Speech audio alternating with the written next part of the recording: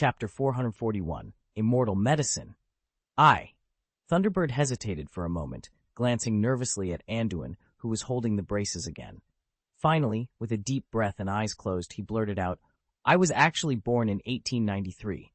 1893? How is that possible? Aren't you in your 90s now? But you look like you're in your 30s at most." Anduin was taken aback.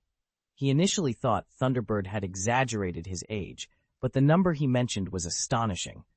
More importantly, Anduin's legitimacy confirmed that Thunderbird was telling the truth, which left him even more surprised. Thunderbird sighed deeply, as if a weight had been lifted off his shoulders. "Yes, my actual age is indeed much older than I appear. How did you do it? I can tell that you didn't just change your appearance. Your body is as healthy as a mature wizard's." Anduin stared at Thunderbird in amazement.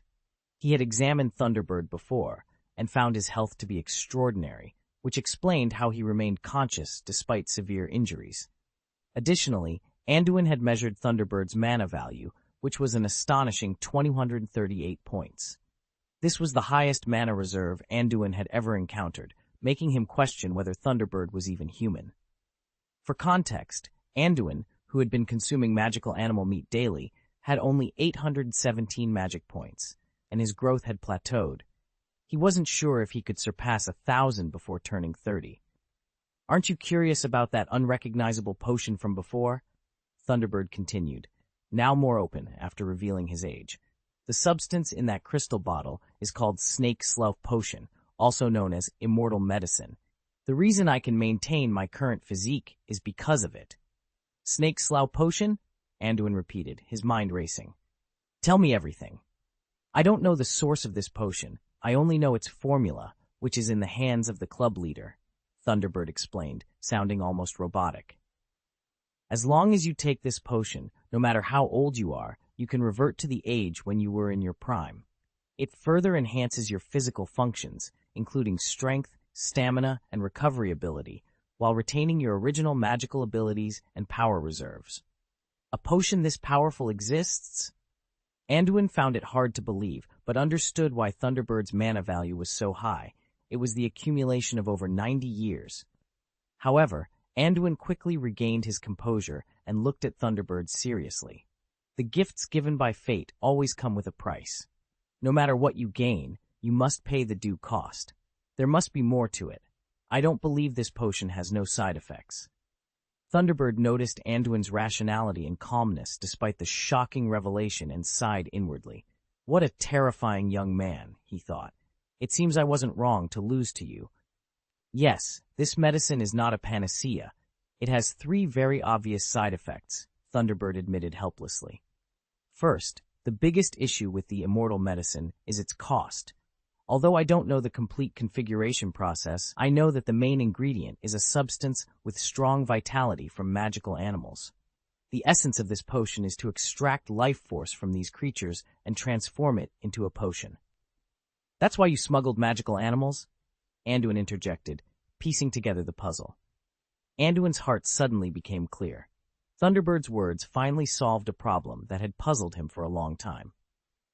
Why would a group as powerful and well-organized as the Silver Spear Club resort to smuggling?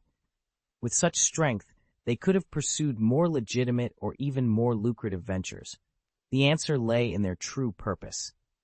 "Yes, we capture and smuggle magical animals," Thunderbird confirmed. "Apart from obtaining galleons and resources, our main purpose is to provide them to the headquarters to make undead medicine." "And what about the other 2 side effects?" Anduin asked impatiently. "The other 2 side effects," Thunderbird began. "First, after our taking the Snake Slough Potion, we can't stop. We have to take the potion every 3 months. 1 bottle, like the crystal ones you saw, contains twice the amount needed. If we stop taking it, we don't just revert to our original age, we die directly." A trace of fear flashed in Thunderbird's eyes. No wonder he was so afraid of death. This so-called undead medicine was more like a curse. Once you relied on it, your will would be corroded, making you more afraid of death than normal people.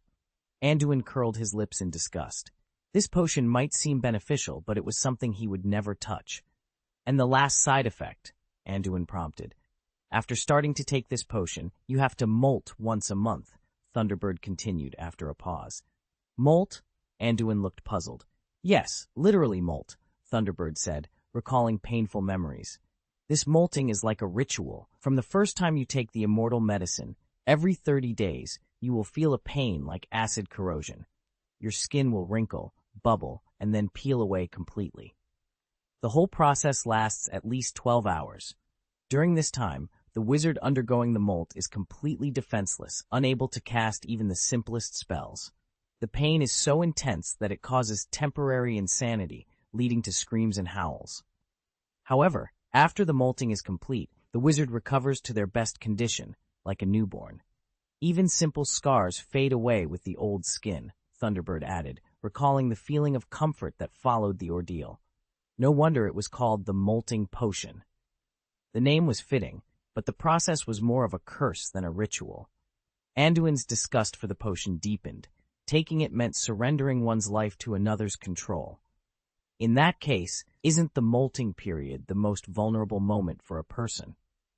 Anduin asked thoughtfully. That's right, Thunderbird nodded helplessly. Every wizard who has taken the pharmaceutical of immortality guards their molting period as their biggest secret. Even after receiving the potion from the leader, they don't drink it immediately. They wait to cover up their molting period. Is concealment alone really enough? If someone wanted to investigate, they could still find clues by closely monitoring your daily routine. Anduin trailed off, suddenly realizing something. Oh, it seems you understand now, Thunderbird said, giving a rare wry smile. Why do you think the members of the Silver Spear hide their identities so meticulously? Why does each branch only dispatch a mere 2 people who appear and disappear all day long? Even if there were no enemies hiding in the shadows, each appearance or activity was basically at a fixed time period, and most of the time, it's impossible to see 2 spears acting together. So this arrangement is all to cover up your molting period? Anduin finally reacted. These silver spears are obviously outrageously strong, but they have never been known to act in groups. Yes, Thunderbird replied. Many ordinary members have always thought that hiding their identities and lurking around is the club's consistent behavior, but that's just us poor souls trying to avoid death, a means of self-protection. In addition to hiding identities, the spears will hardly use masks to communicate directly. This kind of communication might reveal the timing of the molting period based on whether the other party responds in time. Even if you want to use a mask to communicate, everyone will not reply immediately. It could take a few hours or even a few days. So, if it's not a closely related spear, contacting the other party is quite offensive. Thunderbird laughed at himself. To keep this pitiful secret, they hide their bodies all day long and disappear most of the time. Even if someone contacts them, they have to cover up deliberately, fearing they might be discovered during their molting period. At this moment, Anduin finally understood why the logic behind the Silver Spear's behavior seemed so strange. They were just smugglers, but Hey had to act as mysteriously as if there was some grand conspiracy. He felt both contempt and pity for these individuals controlled by the potion. Essentially, once they were tainted by this so-called immortal potion, they could only hide in the shadows. Among the Silver Spears, how many people know about this snake slough potion? And how many have taken it? Anduin asked, eager to know more. The short spears in the club basically don't know about it. All the spears are aware of the undead medicine, but not every spear has used the potion. As for who has taken it, I don't know the specifics. After all, we basically don't know each other, and because of the potion's special nature, even if someone takes it, they won't tell anyone, Thunderbird said frankly. End of this chapter. Chapter 442, The Past and Present of the Silver Lance. As for who has taken the potion, I don't know the specifics. After all, everyone basically doesn't know each other.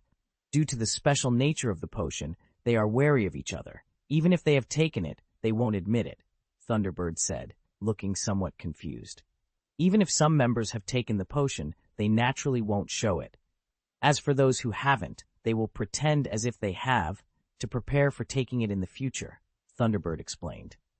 After hearing Thunderbird's explanation, Anduin nodded, gaining a general understanding.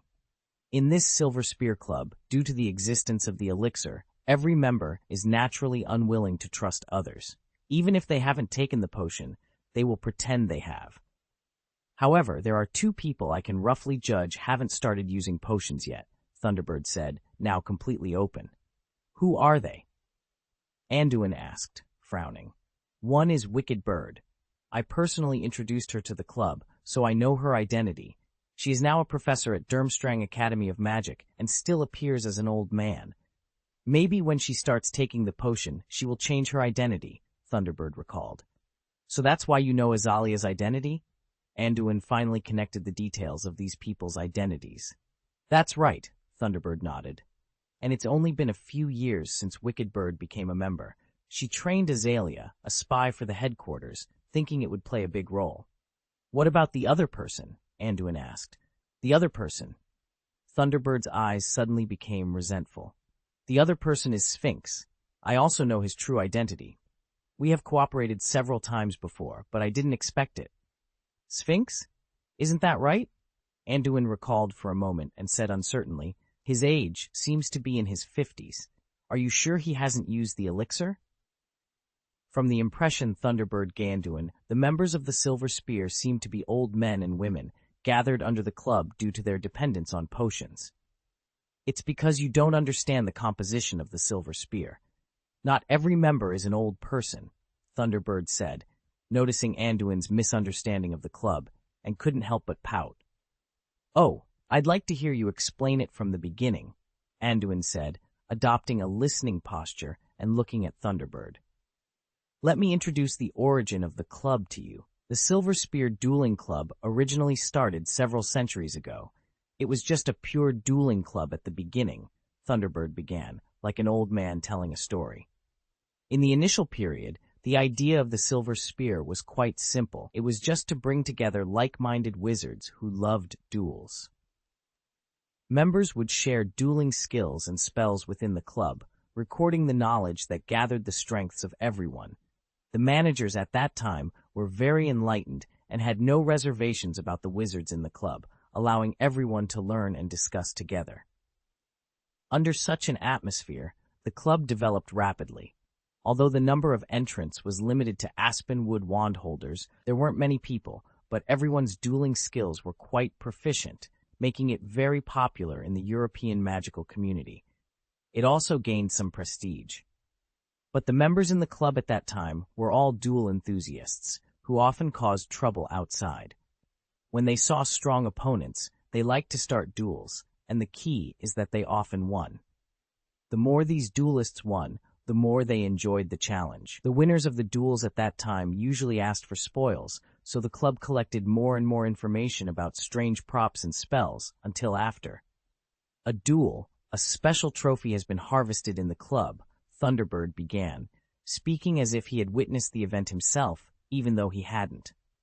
I guess that trophy should be the formula for the Snake Slough potion, Anduin speculated. That's right, Thunderbird confirmed with a nod. It was this elixir that led to the club's subsequent changes.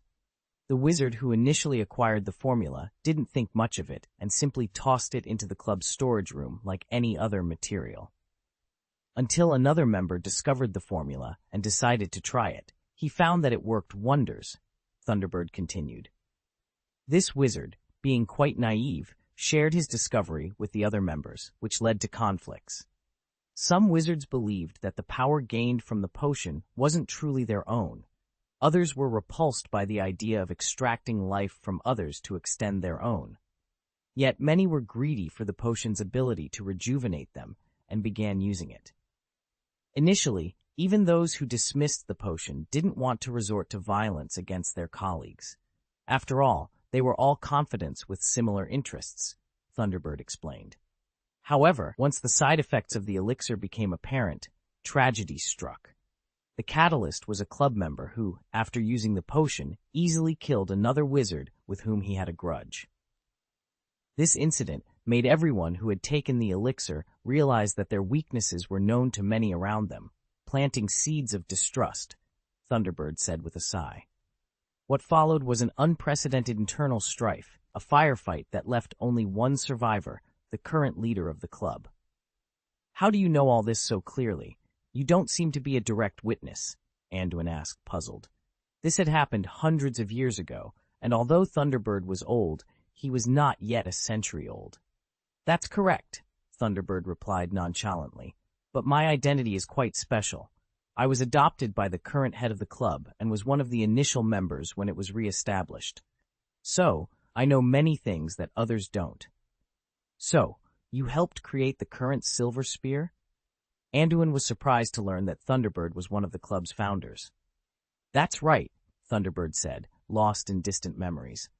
The leader has relied on hunting magical animals to refine potions for many years.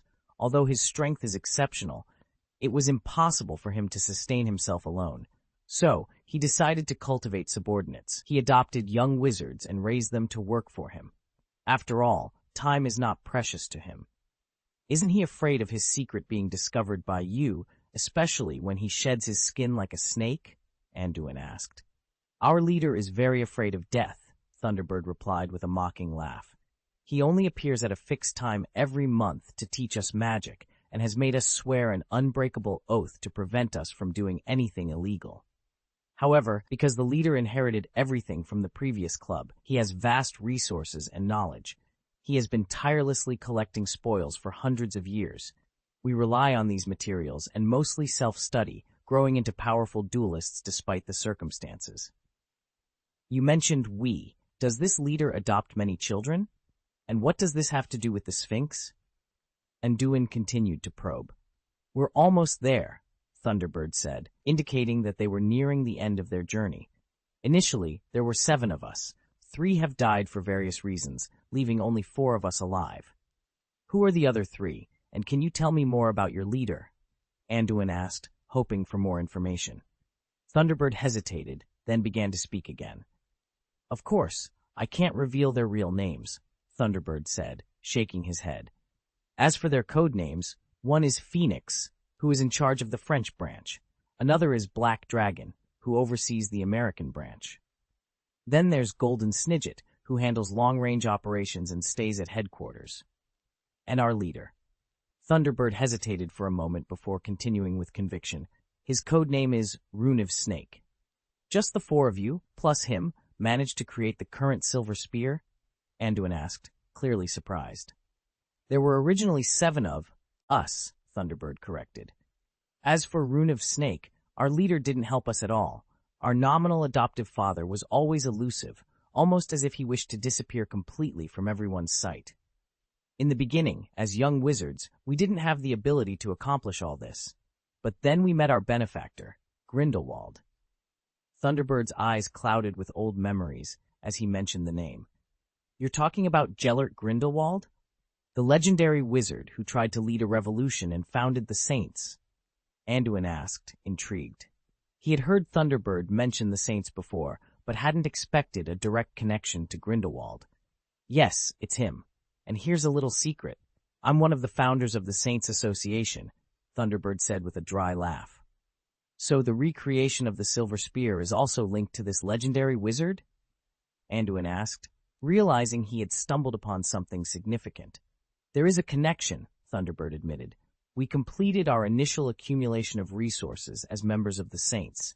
Because of our association with the Saints, we later established the Silver Spear. Our boss, however, was always a coward, Thunderbird added contemptuously, clearly lacking respect for their leader. I have to admit, Gellert is indeed a very charismatic person. We were all young and full of energy back then. Initially, we didn't know about the elixir. The Rune of Snake just asked us to find ways to hunt fantastic beasts for him. So apart from completing the basic magical animal smuggling and hunting tasks for our leader, we spent most of our time acting as saints, Thunderbird said with a slight melancholic sigh. End of this chapter. Chapter 443, Grindelwald. I have to admit, Gellert was indeed a very charismatic person. We were all young and full of energy back then, and we didn't know about the elixir at the beginning. The Rune Snake just asked us to find ways to hunt fantastic beasts for him. So apart from completing ordinary smuggling and hunting tasks for the leader, we acted as saints most of the time. Thunderbird sighed, a hint of melancholy in his voice. Life was much simpler then. We followed Grindelwald, fought together, attracted like-minded people, and helped him create the Saints Association. Thunderbird muttered with emotion.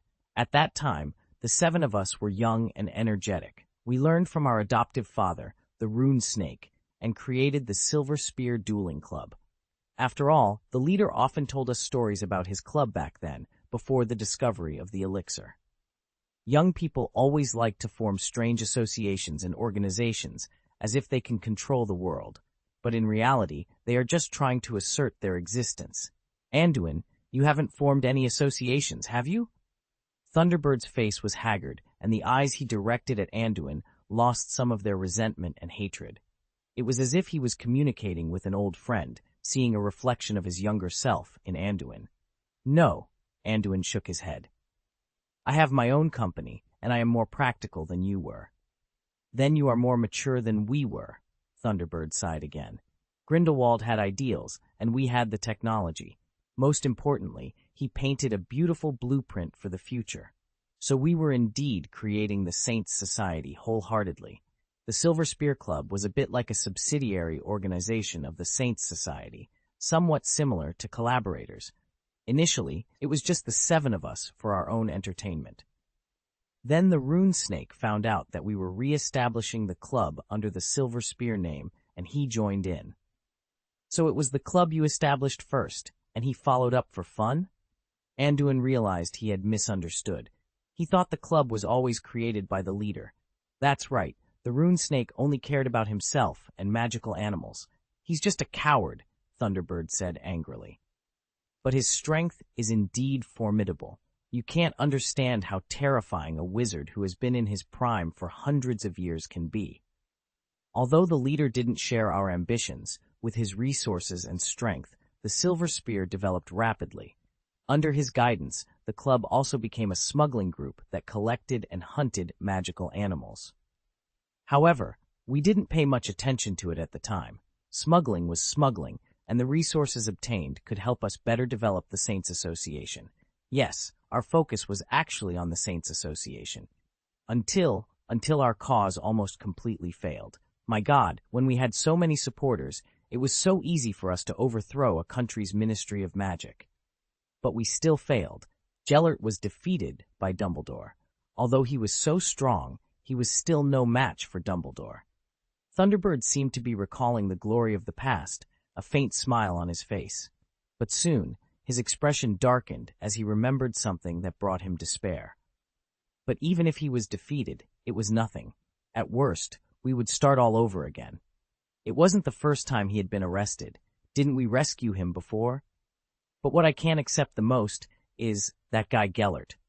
Thunderbird's voice trembled with a mix of anger and sorrow as he recounted the past. He actually surrendered and locked himself in that wretched place in Nurmengard.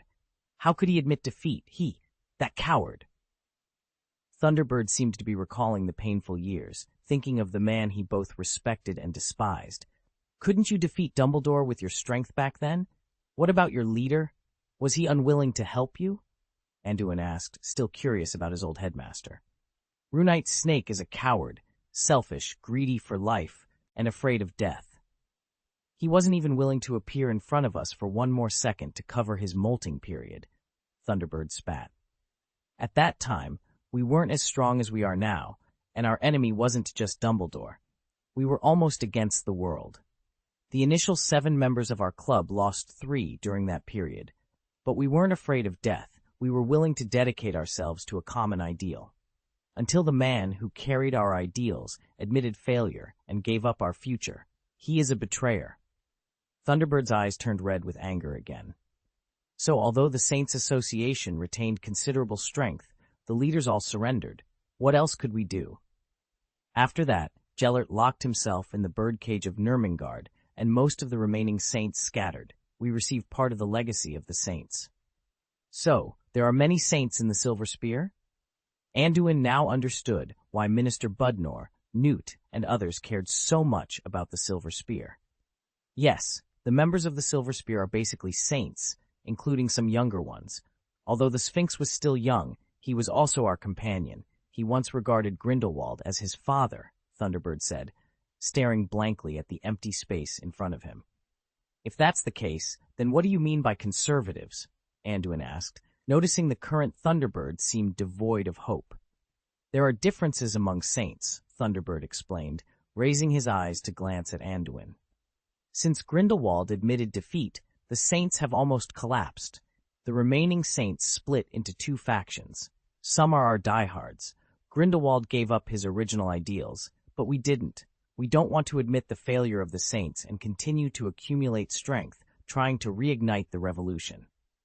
And another group of wizards, they are more loyal to Grindelwald and are even willing to bear the result of failure with him. These people are conservatives.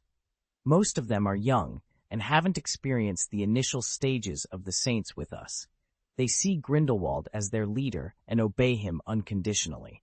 Even now, there are still conservatives guarding Grindelwald on the outskirts of Nurmengard. And Sphinx is a conservative. Apart from giving up his revolutionary ideals, he doesn't even want us to rekindle the revolution. They think that doing so would waste the peace won by Grindelwald's surrender. It's not just Grindelwald's peace, Thunderbird said, pursing his lips in disdain. Anduin didn't expect that the saints would still have differences in thought. The group of diehards led by Thunderbird seemed to have turned from fans to critics, now even hating their former leader. On the other hand, the conservatives were more like diehard fans, loyal to their idol no matter what. Anduin. Thunderbird looked up at the young man who had defeated him, his eyes full of longing and resentment. What? Anduin sensed that the resentment in Thunderbird's eyes wasn't aimed at him. Can you grant me a request? Thunderbird asked sincerely. You can say it, and I'll see if I can help, Anduin replied calmly. I hope you can help me kill that bastard Runite snake. The hatred in Thunderbird's eyes grew deeper. Oh. Why do you have such an idea? Speaking of which, he is your adoptive father. And why do you think I can do it? According to you, the other party's strength is not weak, Anduin said, trying to grasp the other party's thoughts, but unable to fully understand. Ah, adoptive father. Yes, in the eyes of outsiders, he is indeed our adoptive father. But we have long known that he is nothing more than a parasite, a leech sucking the life out of others. Thunderbird replied, his voice tinged with bitterness. We were deceived by him into drinking the so-called elixir.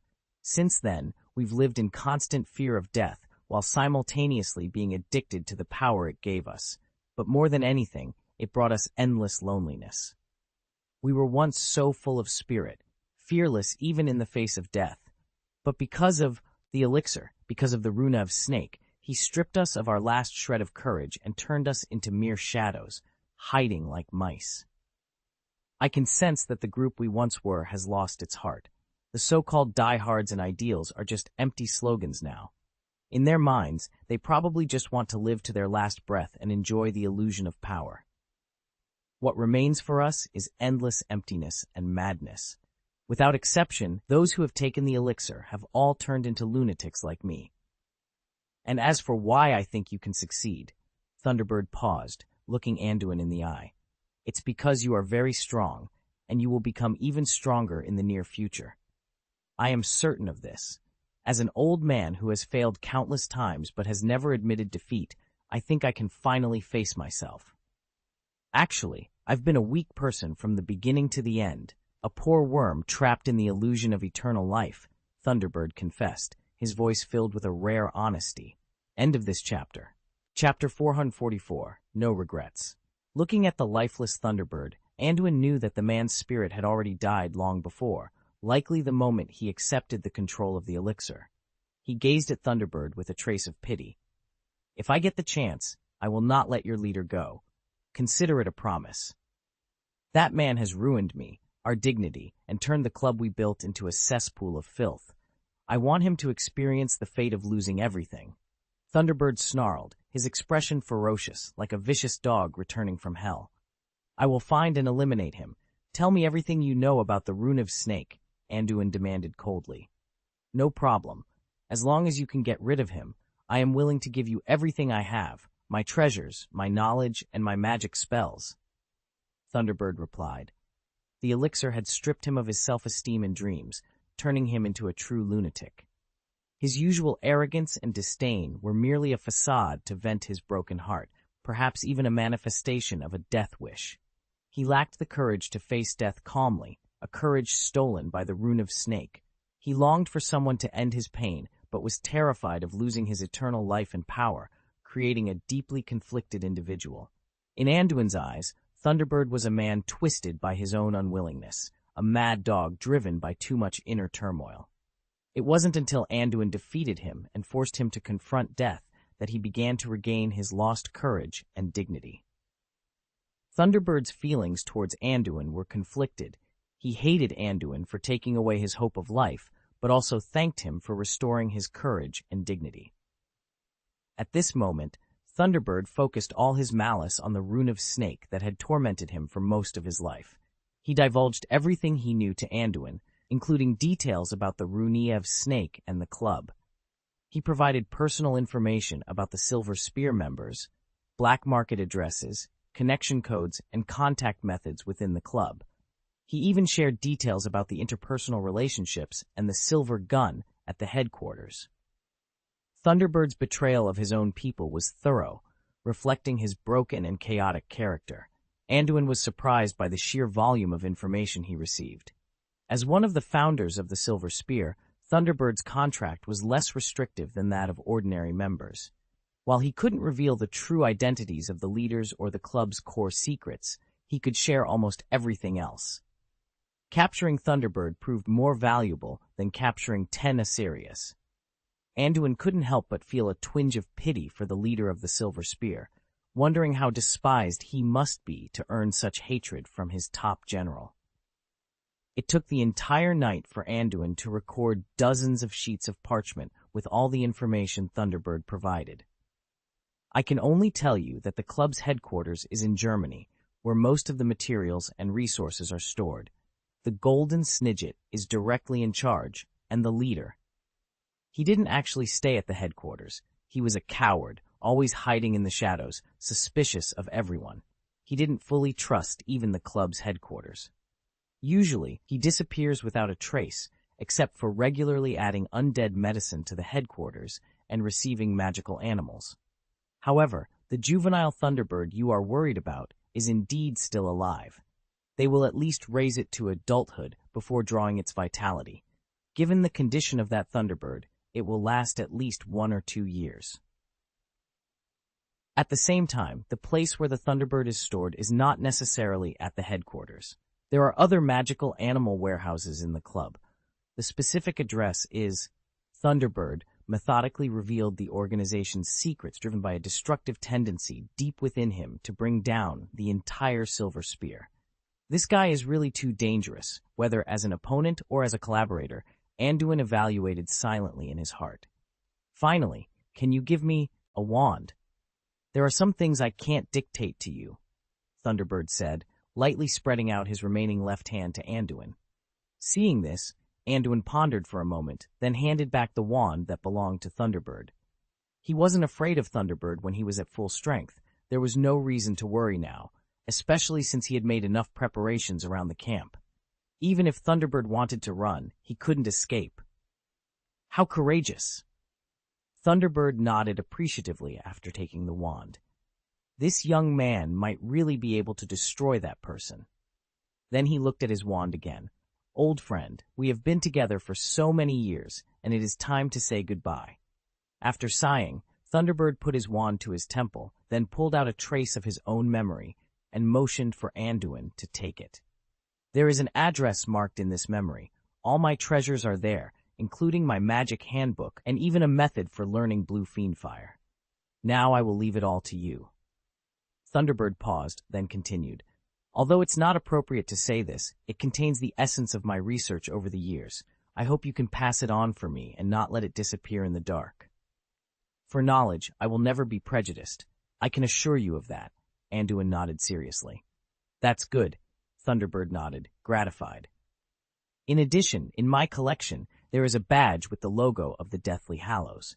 If you show that badge to the saints outside Nurmengard, you will be able to see Gellert Grindelwald. Although they won't be able to stop you if you force your way in, this will save you some unnecessary trouble. If you ever get to go to Austria, can you take a look at Gellert for me? Just give him a simple message. Gerald can never forgive him, but he doesn't regret fighting alongside him. After Thunderbird finished speaking, he handed back the magic wand with a melancholy expression.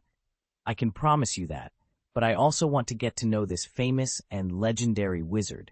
Anduin responded with a straightforward nod. This Thunderbird truly embodies the words tangle and contradiction. He doesn't understand why Grindelwald betrayed their ideals, but still misses the time spent with him. Thank you, Anduin. After getting the other party's promise, Thunderbird acted as if it was a deal, then looked at Anduin with some curiosity. I can see how you plan to deal with the Silver Spear and Rune of Snake. Oh, actually, I've noticed it a long time ago, Anduin said as he picked up the faceless mask that belonged to Thunderbird and slowly put it on his face. Your codename Thunderbird doesn't suit me very well, does it? You? Could it be? Thunderbird's eyes widened in surprise, realizing what Anduin was thinking. Then he burst out laughing. Hey! Ha ha ha! I really look forward to seeing those reactions. Silver spears become more frequent when they encounter you, Anduin remarked, his expression hidden behind a mask that had transformed his face into that of a Thunderbird. A mysterious smile played at the corners of his mouth.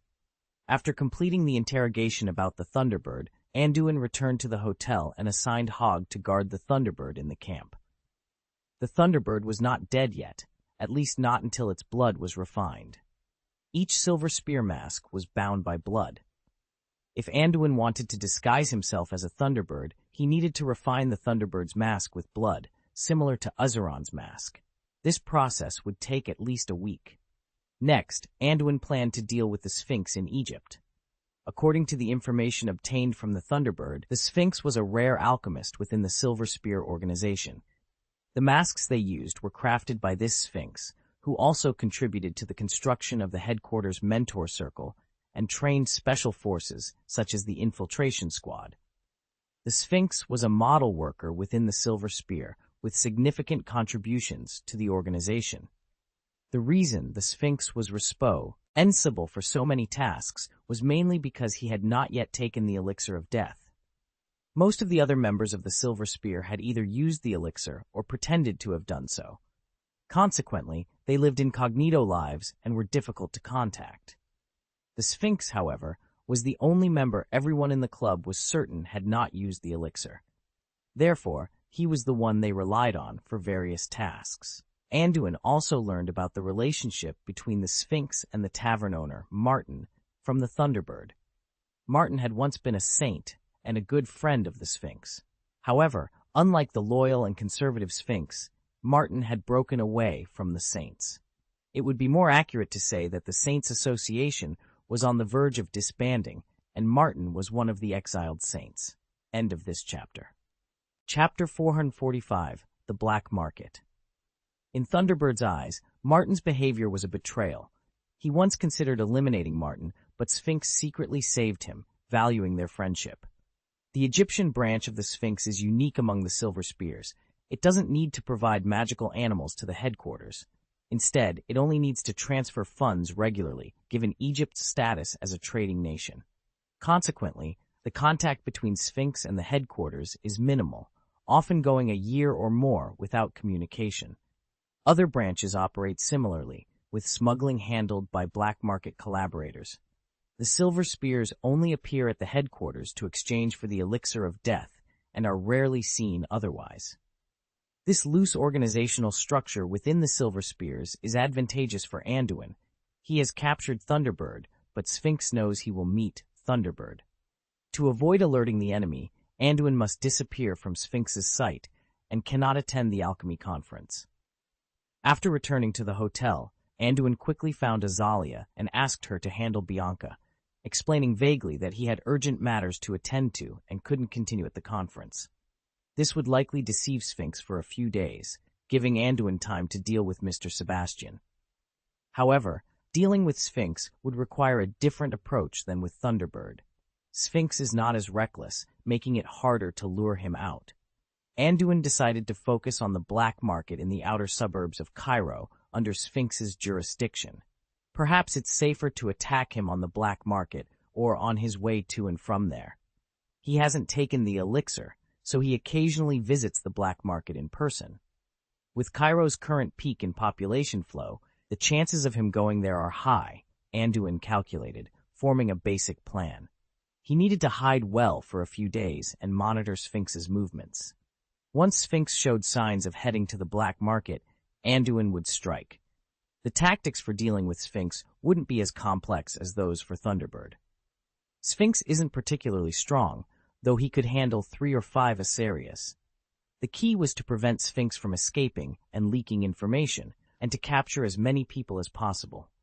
Anduin was eager to acquire the technology in Sphinx's possession. With his plan set, Anduin disappeared from the tavern and melted into the darkness. Bianca and the others didn't think much of Anduin's absence after Azalia's notice. The most important award ceremony of the alchemy conference had ended, and it was reasonable for Anduin, as the owner of an alchemy company, to be busy with other matters. However, Sebastian saw things differently. When he discovered that Anduin hadn't attended the follow-up meeting and that no one had seen him since the previous night, he assumed Thunderbird had already dealt with Anduin.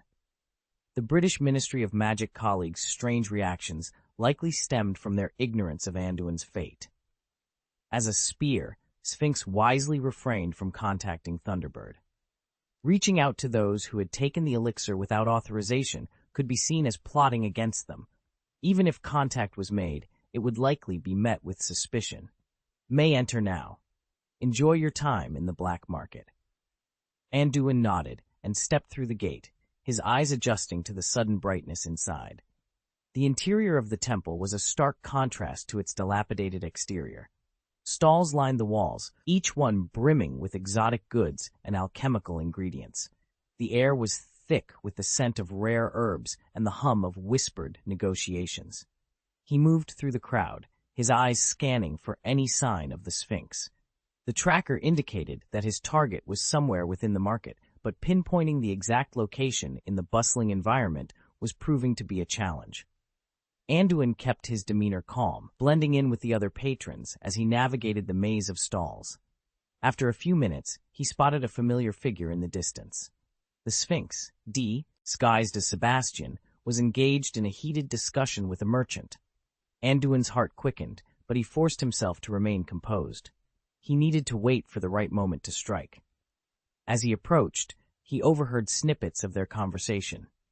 It seemed the Sphinx was negotiating for a rare alchemical component, something that could potentially be linked to the Thunderbird. Anduin's suspicions were confirmed. This was the opportunity he had been waiting for. He positioned himself strategically, ensuring he had a clear line of sight to the Sphinx. With a swift, practiced motion, he drew his wand and cast a silent, stunning spell. The spell hit its mark, and the Sphinx crumpled to the ground, unconscious. The sudden commotion drew the attention of nearby patrons, but Anduin was prepared. He quickly conjured a smokescreen, obscuring their view and creating the illusion of a brawl. In the chaos, he dragged the Sphinx's limp form to a secluded corner of the market. Once they were hidden from prying eyes, Anduin cast a series of binding spells to secure the Sphinx. He then removed the man's disguise, revealing his true identity. The sight of the Sphinx's face filled Anduin with a sense of grim satisfaction. He had finally captured the elusive alchemist. "Now, let's see what secrets you're hiding," Anduin muttered to himself as he began to search the Sphinx's pockets. He found several vials of unknown substances, a few alchemical tools, and a small, intricately carved box. Opening the box, he discovered a piece of parchment with cryptic symbols and a map. This must be the key to the Thunderbird, Anduin thought, carefully tucking the items away. He knew he had to get out of the black market quickly before anyone realized what had happened. With the Sphinx securely bound and the evidence in hand, Anduin made his way back to the entrance. The goblin guards gave him a curious glance, but did not stop him. Once outside, he apparated to a safe location, far from the prying eyes of the black market. As he stood in the quiet desert night, Anduin allowed himself a moment of relief. The Sphinx was captured, and the path to uncovering the secrets of the Thunderbird was now open. He knew the journey ahead would be fraught with danger, but for now, he had won a significant victory. One step closer, he whispered to himself, determination burning in his eyes. one step closer to the truth. Do you find it strange? Is this your first time at the Ismailia Bazaar? The goblin guard's smile was more unsettling than comforting. Anduin shook his head coldly. I'll just wander around by myself. Don't bother me. He flicked a silver coin to the guard, whose smile grew even more grotesque. No problem, Mr. Wizard. If you need help in the market, look for the wizards wearing green armbands. They are the staff here and will serve you wholeheartedly. Anduin walked away from the goblin guard, feeling a bit exasperated. It seemed that goblins in Egypt were just as power-hungry as those elsewhere. As he entered the black market, he was surprised by its size. Although the market was located within a temple, the internal space had been magically expanded using the extension charm. The setup was reminiscent of a bustling market, but the stalls here were much smaller, about 4 or 5 square meters each, similar to a flea market. However, the variety of goods sold here far surpassed that of Karahay. Fresh magical animal meat was displayed as casually as ordinary pork, cut open and laid out on tarpaulins. Cages held magical animals that were clearly illegal to sell. Anduin even spotted a few mermaids with bruises in a water tank. He was shocked. This was essentially human trafficking, a serious crime in any country governed by the Ministry of Magic. The black market was also filled with various black magic alchemy items and relics. Many of the alchemy items exuded a cursed aura, and Anduin even saw several hands of glory, tools used for criminal activities. The relics were items left over from various ruins. Egypt, with its abundance of ancient buildings and relics, attracted many explorers, tomb robbers, and spellbreakers sent by companies and officials. These ruins often contained dangerous magic, such as large-scale curses, which needed to be dealt with to prevent disasters. Of course, the official reason was safety, but the real motivation was the immense profit involved. End of this chapter. Chapter 446, Accidental Discovery. There are often valuable finds among these historic sites, including but not limited to a large number of antique relics, ancient documents, magical materials, and even some lost spells and ancient alchemy props. Even if these items are ordinary antiques, they hold significant value in the wizarding world, not to mention those with magical properties. This has attracted a large number of foreign explorers who come under the guise of archaeology but employ methods akin to tomb robbery. More than a century ago, during an exploration of an underground pyramid, these tomb robbers triggered a horrific plague curse. This curse eventually spread to the outside world, causing a large-scale epidemic in Egyptian Muggle society. As a result, many innocent Muggles and a few wizards perished. This incident immediately caught the attention of the Egyptian Ministry of Magic, prompting them to issue the Law on the Development and Protection of Ancient Tombs and Relics, which severely cracked down on tomb robbery and unauthorized excavations. Only authorized institutions or groups are now allowed to conduct such activities. Currently, ancient ruins are primarily developed by the Egyptian Alchemy Research Center and other institutions, with Gringotts being one of the most famous. These institutions have harvested countless treasures and precious materials. However, where there are rules, there will always be those who try to challenge them. Despite official prohibitions, tomb robbers persist. Egypt, being a major trading hub with a large transient population, sees many people willing to take risks for the chance to get rich by robbing tombs. In the black market, numerous street vendors sell similar items. These vendors swear that the antiques, relics, or materials they offer are genuine and fairly priced. Anduin, intrigued, observed these stalls for a while, but was soon disappointed. Most of the items were fakes. For instance, a wizard loudly claimed to have precious information from an unknown pyramid, which supposedly recorded a lost spell. The scroll he displayed looked ancient, with peeling words written in ancient runes that most wizards couldn't understand. However, to an expert like Anduin, the material was clearly fake. The scroll was made from specially treated Tibo warthog skin, and the ancient runes were full of errors, making it obvious that it was a counterfeit. Despite the poor quality of these fakes, they were still among the better items sold by these hawkers. After the wizard stall owner shouted for a while, someone actually bought the fake scroll for 10 galleons, leaving Anduin speechless. However, he had no intention of exposing these frauds. It wasn't his business, and he didn't want to cause trouble. He remembered the purpose of his visit to the black market. Following the tracker logo that recorded the Sphinx, Anduin moved to the edge of the temple. There, he found a 2-story bar, and the Sphinx was located inside. Without hesitation, Anduin walked in. He didn't know how long the Sphinx would stay in the black market, and he didn't want to waste this opportunity. This bar was the only building in the entire black market that seemed to hold any significance. The market was bustling, and the interior decoration was quite gorgeous, far better than the leaky cauldron in the UK. In the center of the bar, a phonograph played melodious music, surrounded by lighting magic lamps and ambient lights. Anduin was surprised to see his products circulating so widely, even in the black market. The bar was crowded, with a mix of locals and foreigners, likely due to the alchemy conference boosting business. The bar was spacious, and Anduin navigated through the crowd, searching for the Sphinx. Despite his efforts, he couldn't find any trace of it. However, he did have an unexpected encounter. Martin Grenville. How could this tavern owner be here? Anduin frowned as he spotted Martin in a corner of the bar. Although Thunderbird had mentioned that Martin had separated from the Saints' Church, Anduin still didn't trust him completely.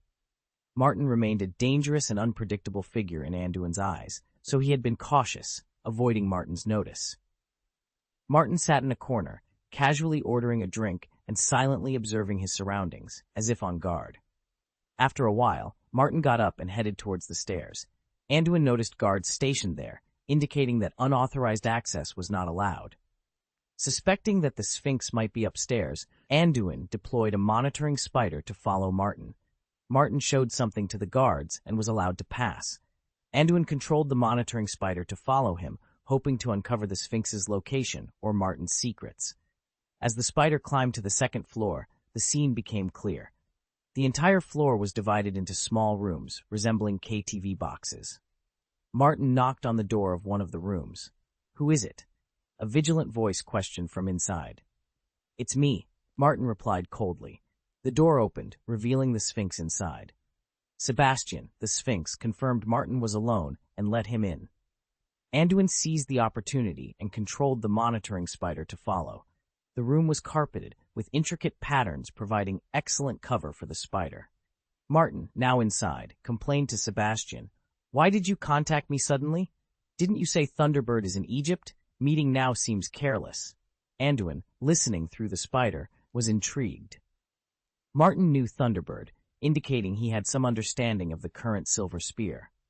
His relationship with Sebastian was clearly more complex than just a past acquaintance.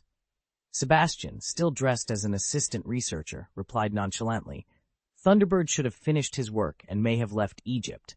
I know him well. With his arrogant nature, he won't bother with me." "Really?" Martin sneered. "Then why didn't he ignore me when he wanted to kill me?" "Didn't he refrain from making a move?" Sebastian countered. Anduin's interest piqued further. This conversation revealed layers of intrigue and connections that he hadn't anticipated. "I won't let him mess around," Sebastian reassured him gently. "Heh, is it the first day you've met that lunatic? You should be careful yourself. One day he might get nervous and attack you. After all, their ideas are different from yours." Martin retorted, his lips curling with resentment. He then frowned and asked, "Why did the Thunderbird suddenly appear in Egypt? Didn't you say he was in charge of British affairs?"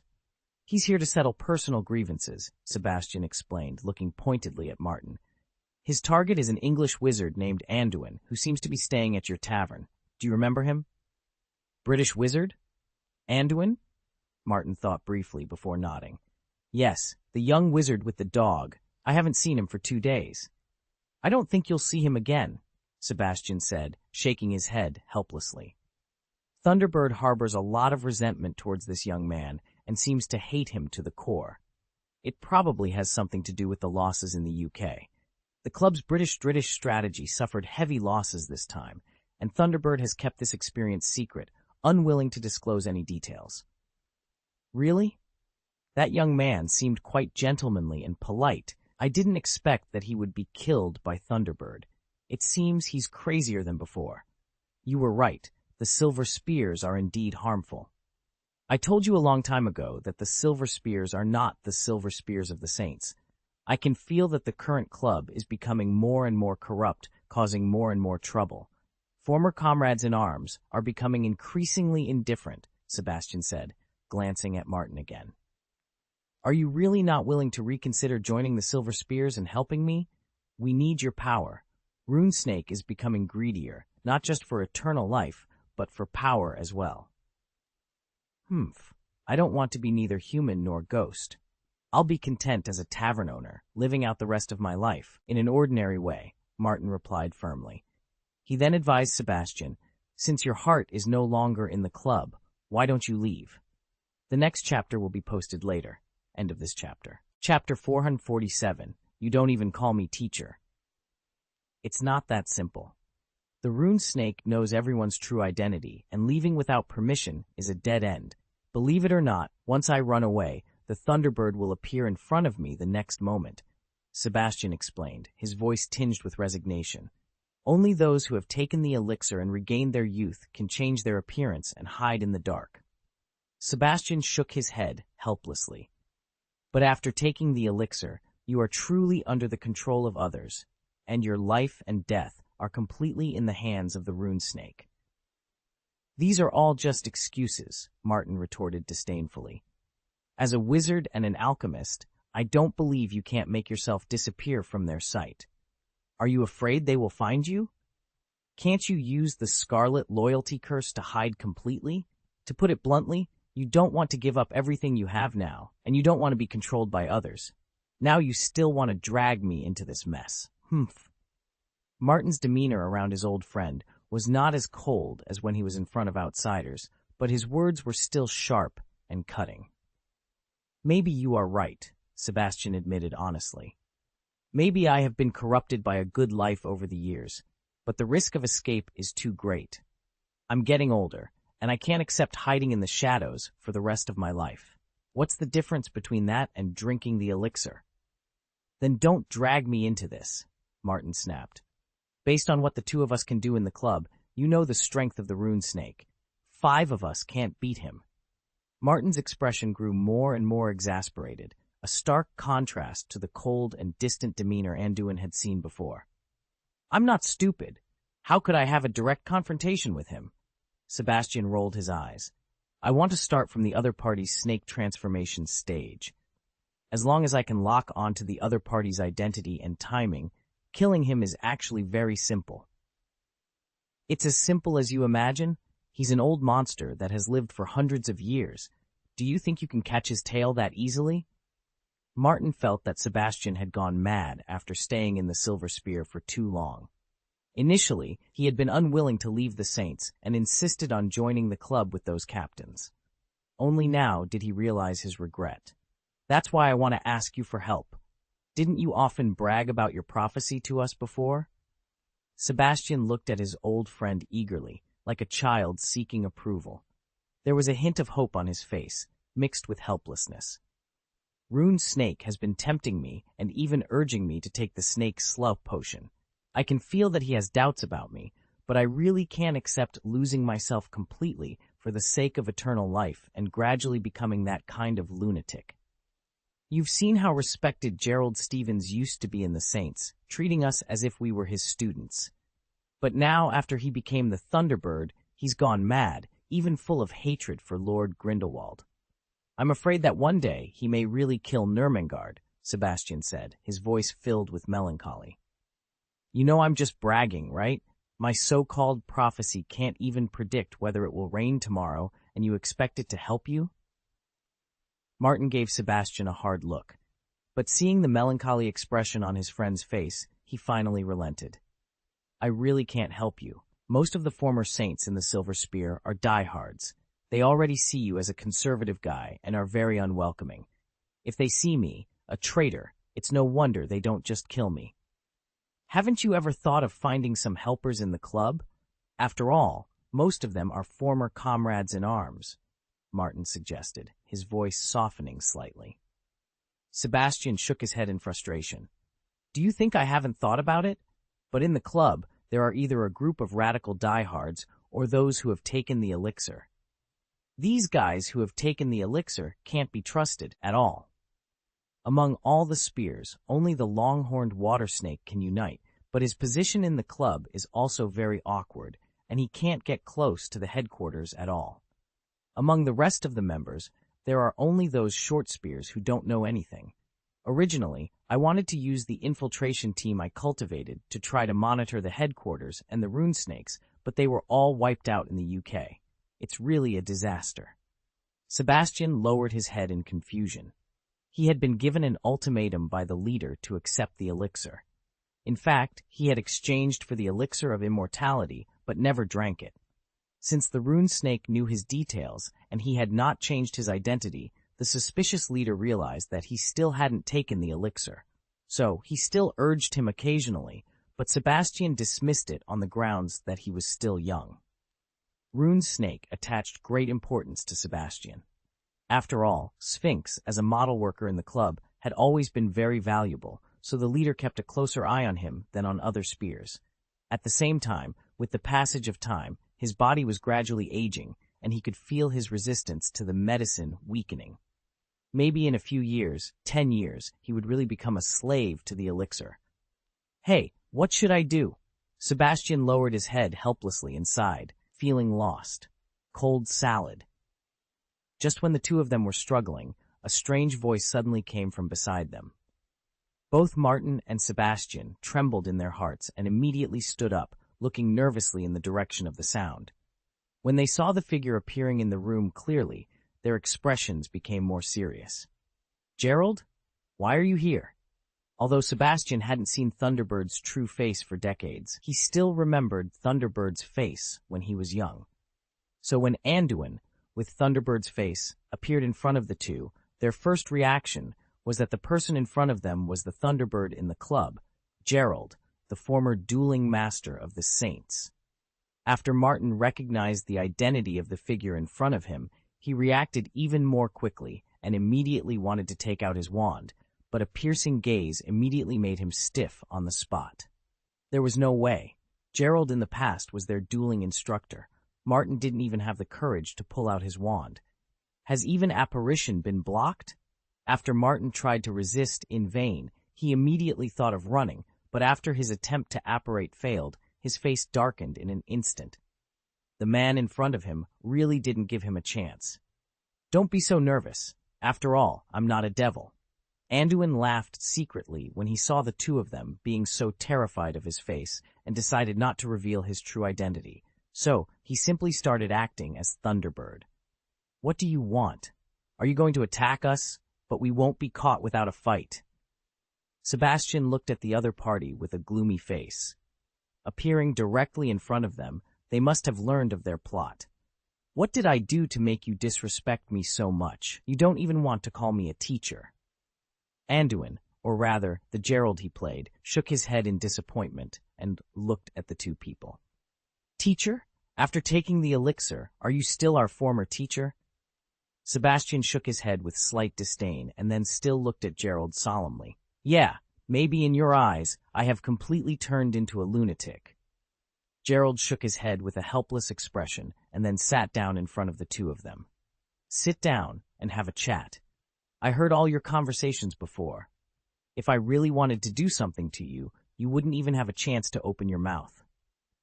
Sebastian and Martin exchanged confused glances, but they knew Gerald was right. If the other party had intended to eliminate them from the start, he wouldn't be standing before them now. They had no choice. They were well aware of Gerald's strength.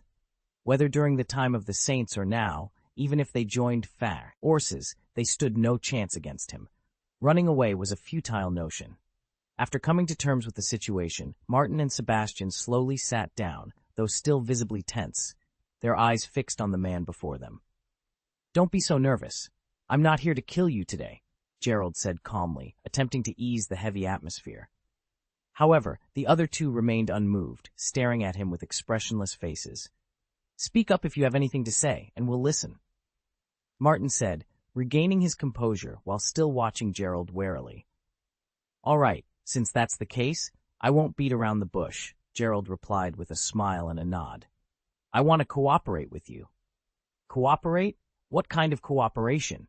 Sebastian asked, glancing at Martin before turning his attention back to Gerald. Of course, it's to work together to get rid of the rune snake. I heard what you said to Martin earlier, Sebastian. I'm pleased to see that you haven't been blinded by the desire for eternal life, Gerald said candidly. Get rid of the rune snake? Are you serious? He has the formula for the elixir, which indirectly controls your life. Do you really expect me to believe you? Sebastian felt that Gerald was mocking them. He couldn't trust someone who had seemingly abandoned their dignity. Believe it or not, Gerald sneered. Since I'm here, it means I've made up my mind. If you're willing to help, we will cooperate. If not, then I will have to force you to assist me. End of this chapter. Chapter 4 and 48, Asking for Drawings, Seeking Monthly Pass Recommendation Ticket. After saying these words, a violent wave of magic power erupted from Gerald. At that moment, Sebastian and Martin felt as if they were trapped at the bottom of a deep ocean, the surrounding air pressing down on them like heavy water, making it difficult to breathe. Their faces were etched with terror. The strength Thunderbird displayed was far more terrifying than they had imagined, leaving them with no room to contend. Are you serious? Sebastian stammered, realizing that Gerald wasn't joking. It would only take a moment for him and Martin to die on the spot if Gerald wished it. Of course. Anduin, imitating Thunderbird's tone, looked at the two with contempt. Do you think I'm an idiot? You two are blatantly trying to figure out how to get rid of the rune snake. Whether I kill you directly or report you to the headquarters, it's more meaningful than sitting here talking to you. Or do you think I'm soft-hearted? Soft-hearted? You? Come on. Sebastian and Martin cursed inwardly, exchanging solemn glances. It seemed Gerald was serious. Why? Martin asked uncertainly. You should know the consequences of betraying the rune snake. Sebastian wanted to fight against the leader before, and I found it incredible. Let alone you. What's more, my Thunderbird has already drunk the elixir, and my life and death are in the hands of others, right? Gerald sneered, his expression gradually turning melancholic. If I said that I have already seen through the rune snake and put life and death aside, would you believe it? Sebastian was surprised, but found it somewhat acceptable upon reflection. Gerald had been incredibly arrogant, but now he was controlled by others. Are you unwilling too? Sebastian asked cautiously, knowing that the man in front of him was a firecracker. One wrong word could make him go berserk. It's not just unwillingness. Gerald's face became ferocious.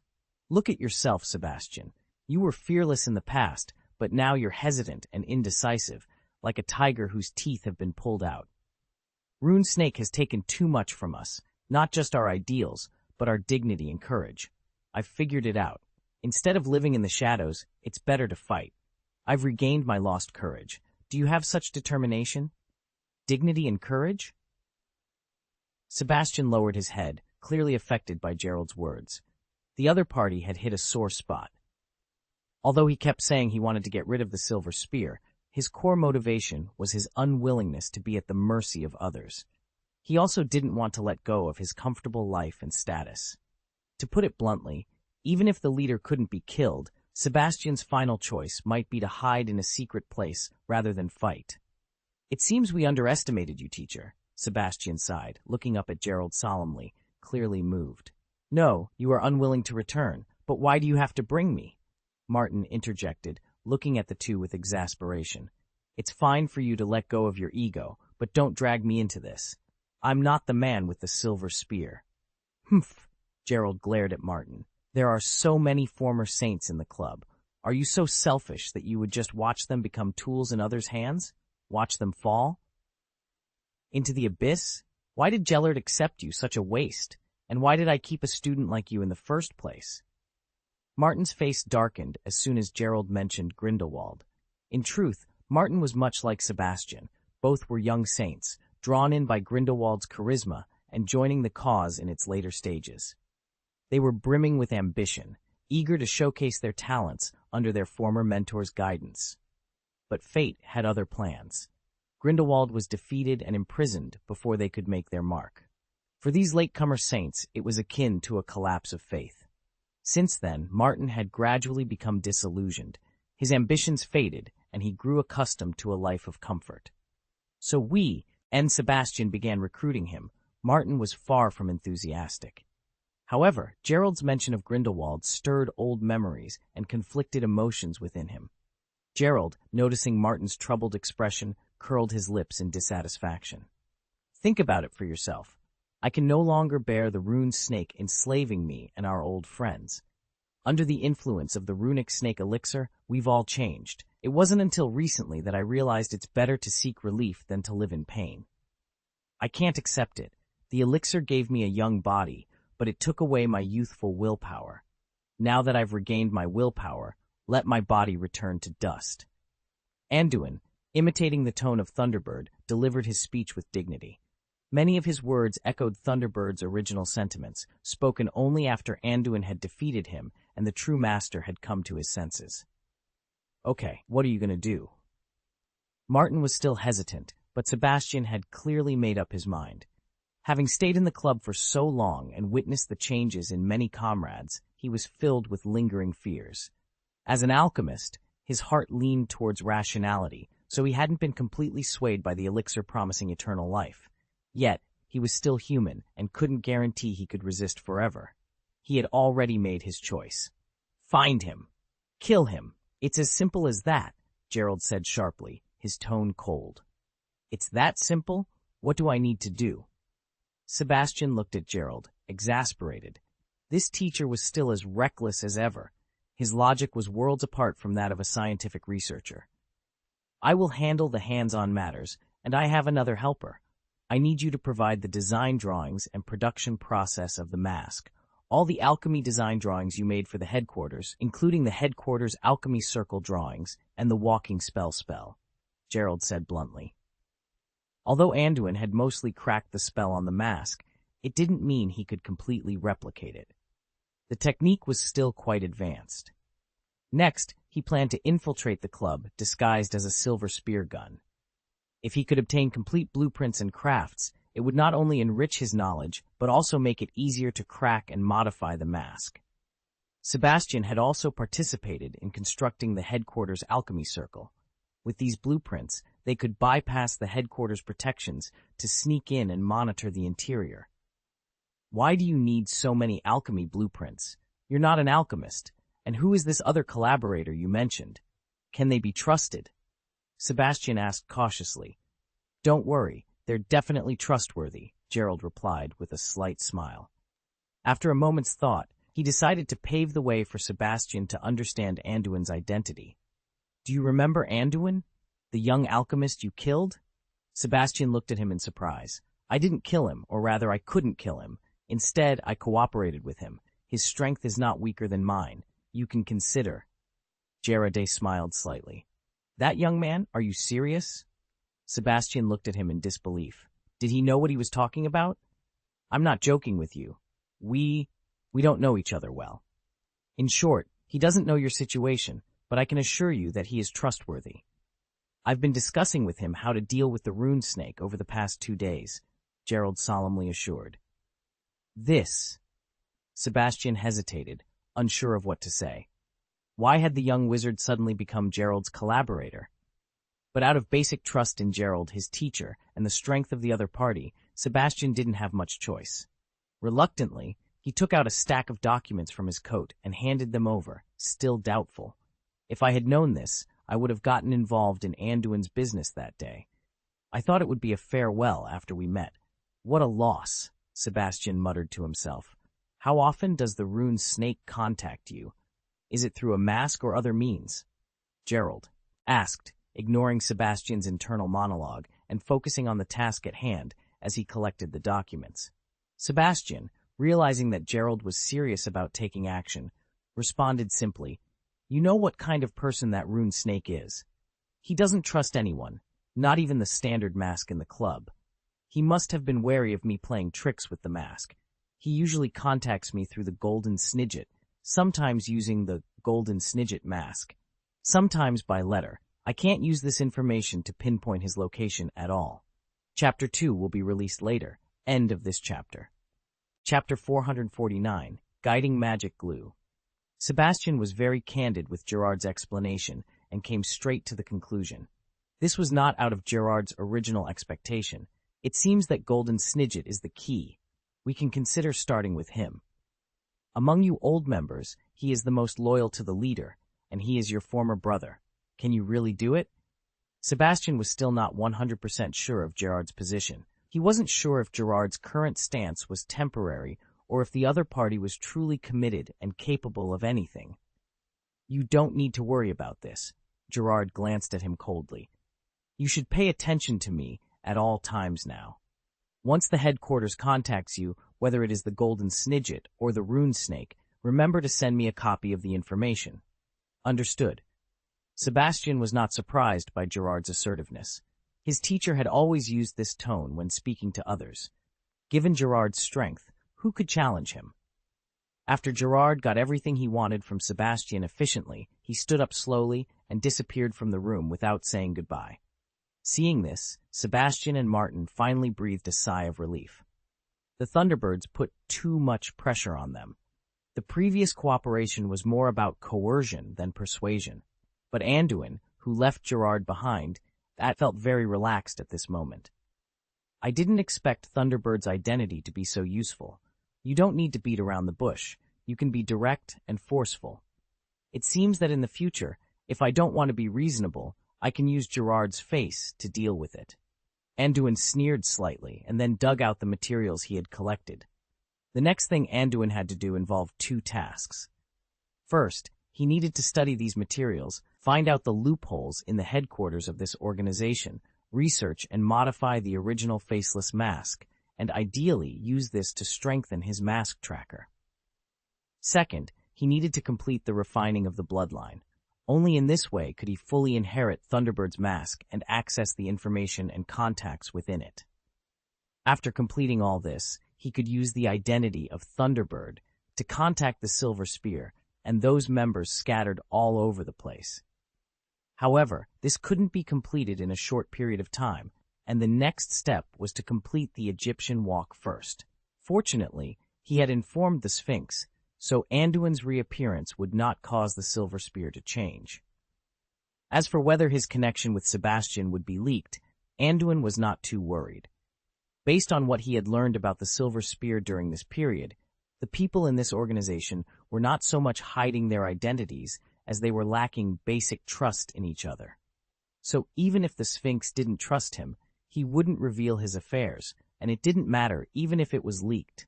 Anduin was confident he could handle it.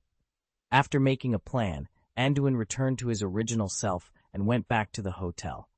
As soon as he arrived, Bianca approached him. Now that the 3-day alchemy conference had ended and the trade agreement had been re-signed, Bianca was there to discuss related matters. Anduin, what have you been up to these past 2 days? You probably signed an extra contract with a master alchemist, Bianca said with a smile. Now that Anduin was a member of the British Ministry of Magic, she wished for his business to spread all over the world. Anduin felt a little speechless towards the impatient Bianca and then shook his head helplessly. The distribution contract is not so easy to sign, and the trade relationship with the local alchemists in Egypt is mainly due to you and Professor Burns leading and guaranteeing it. I have to review merchants in other countries. Otherwise, what if I get cheated? For the past few days, I have been researching and inspecting local alchemy tools. There are numerous alchemy products here that can provide me with inspiration for developing new items. Perhaps in a while, new alchemy equipment will emerge from this place. Oh, and it's still a summons, so you can look forward to it, Anduin said, smiling at Bianca. He wasn't entirely deceiving her.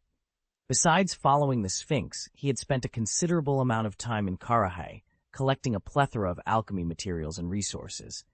In essence, he had purchased many alchemy props and books that were previously unknown to him.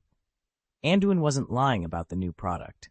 After researching the mask of the Silver Spear, he developed a prop capable of making long-distance calls, which he had used to communicate with Hog. However, this new item was expensive to produce, so Anduin had been seeking ways to reduce the cost. In the information Sebastian had provided earlier, he discovered a material with lower cost and better effectiveness, a man-made material called magic glue. He had learned the production process of magic glue, which was quite remarkable. This material required only some common magic alloys, along with magical animal oils and magic plant secretions, to synthesize. The synthesis method seemed unscientific to Anduin, but it was undeniably magical and practical. He had seen the actual material, which was used in the mask of the Silver Spear. Although the production cost of this material wasn't cheap, it wasn't as expensive as Goblin monopolized alloys like Mithril.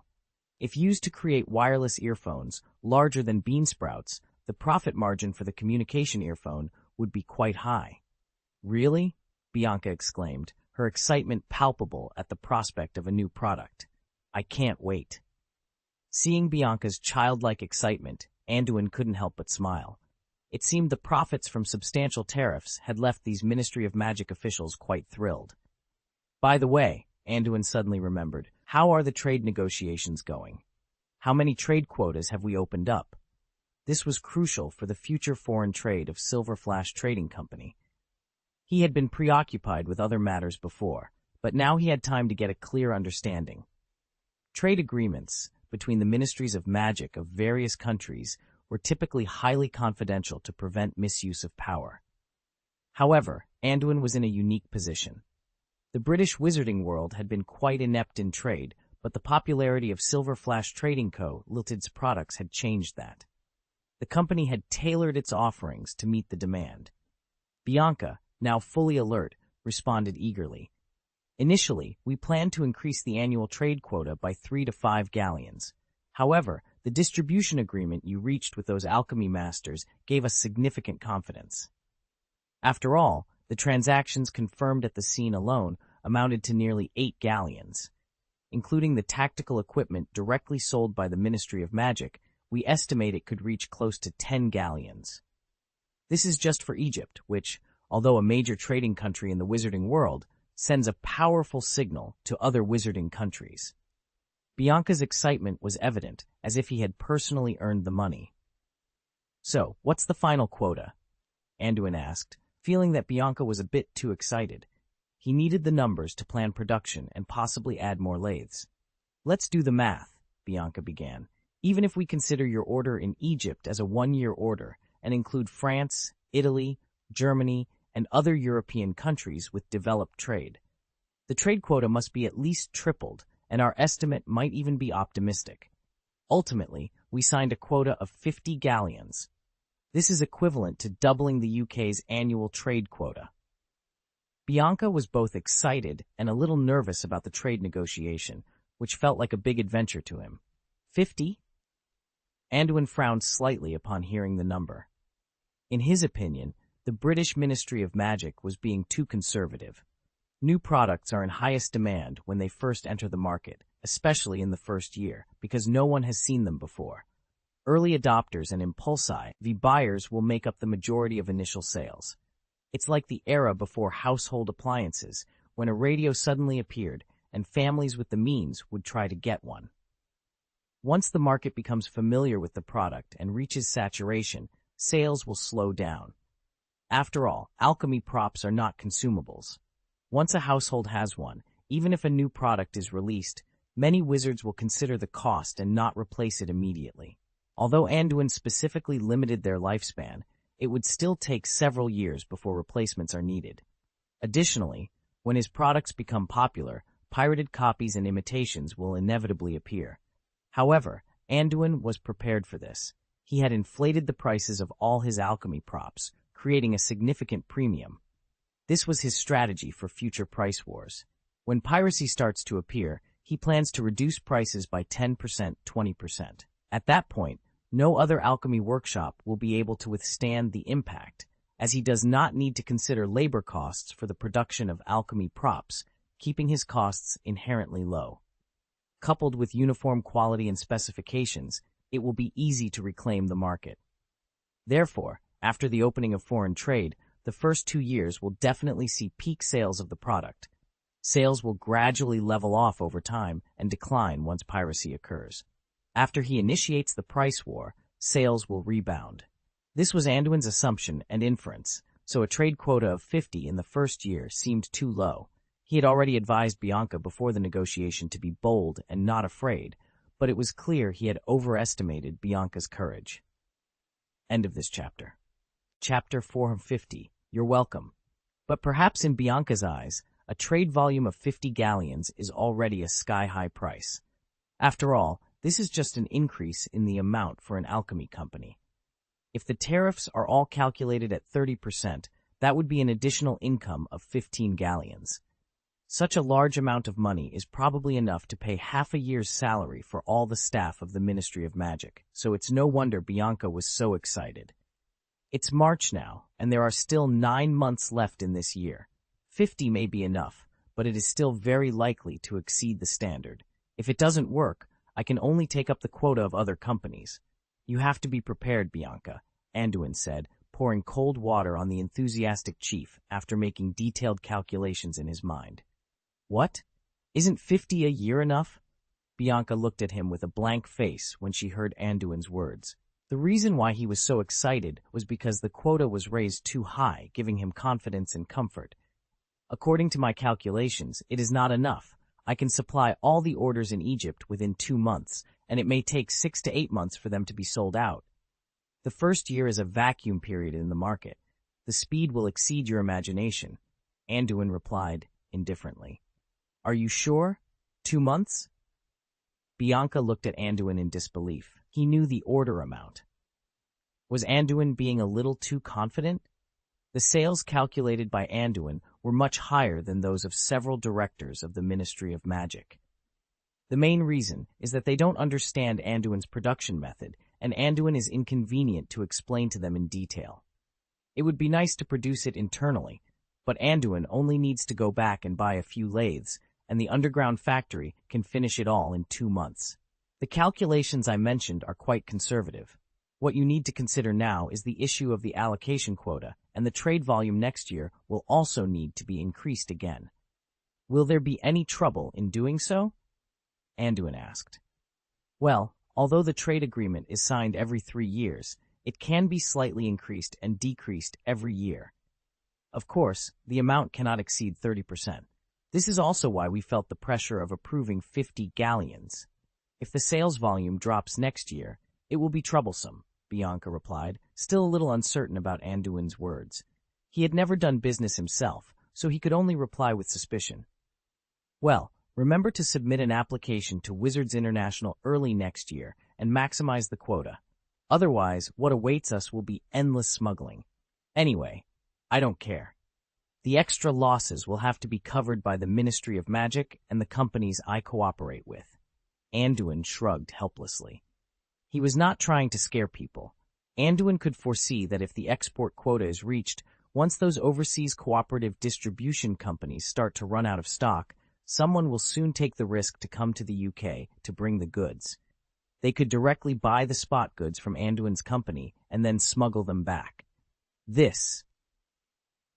Bianca suddenly became a little flustered by Anduin's warning, but he still couldn't fully believe it.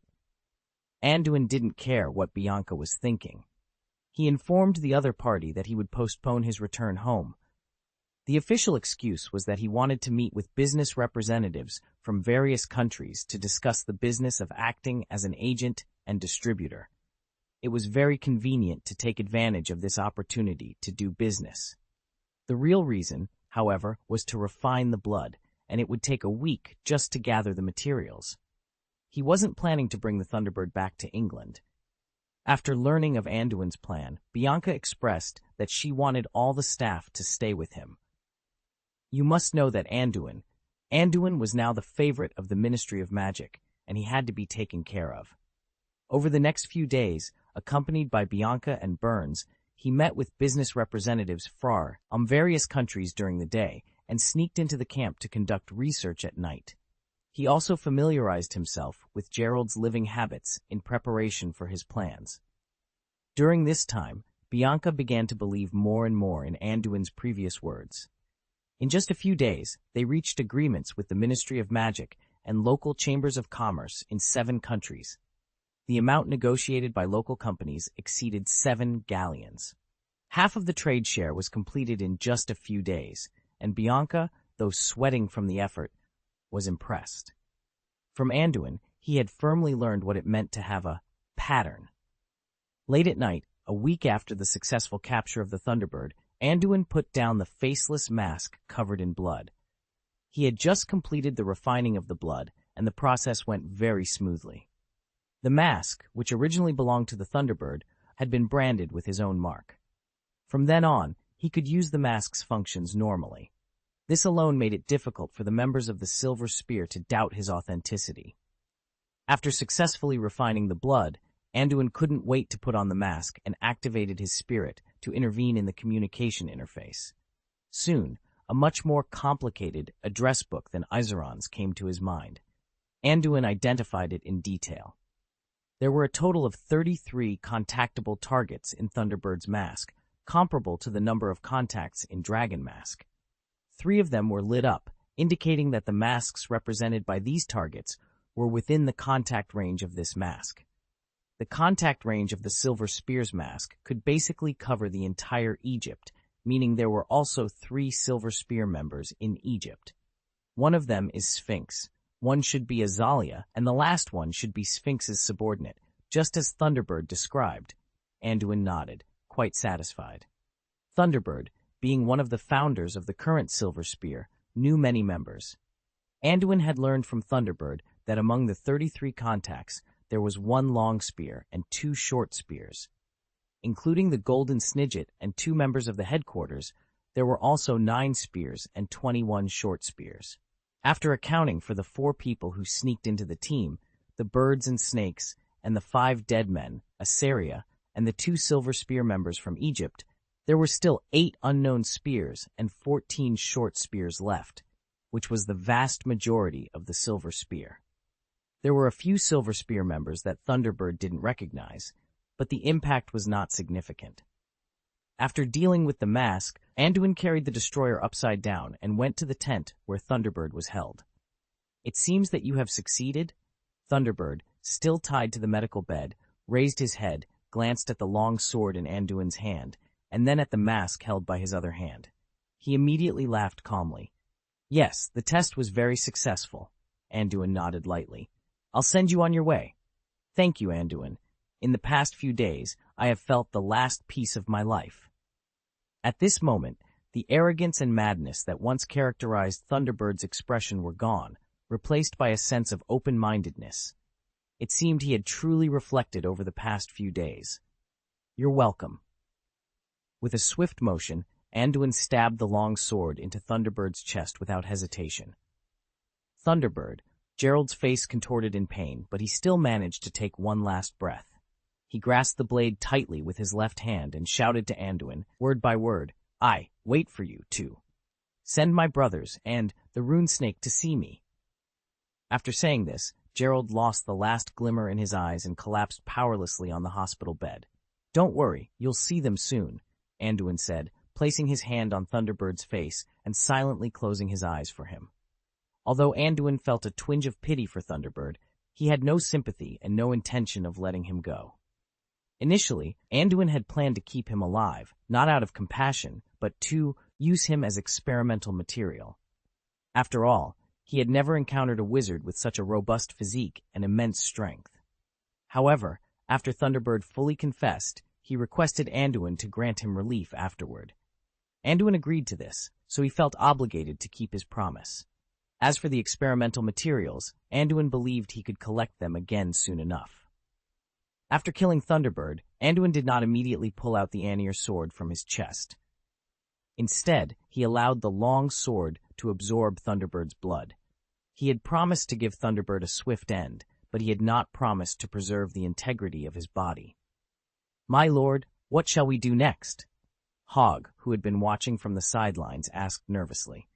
He observed the sword, which was continuously absorbing blood from Thunderbird and flickering with a faint scarlet halo.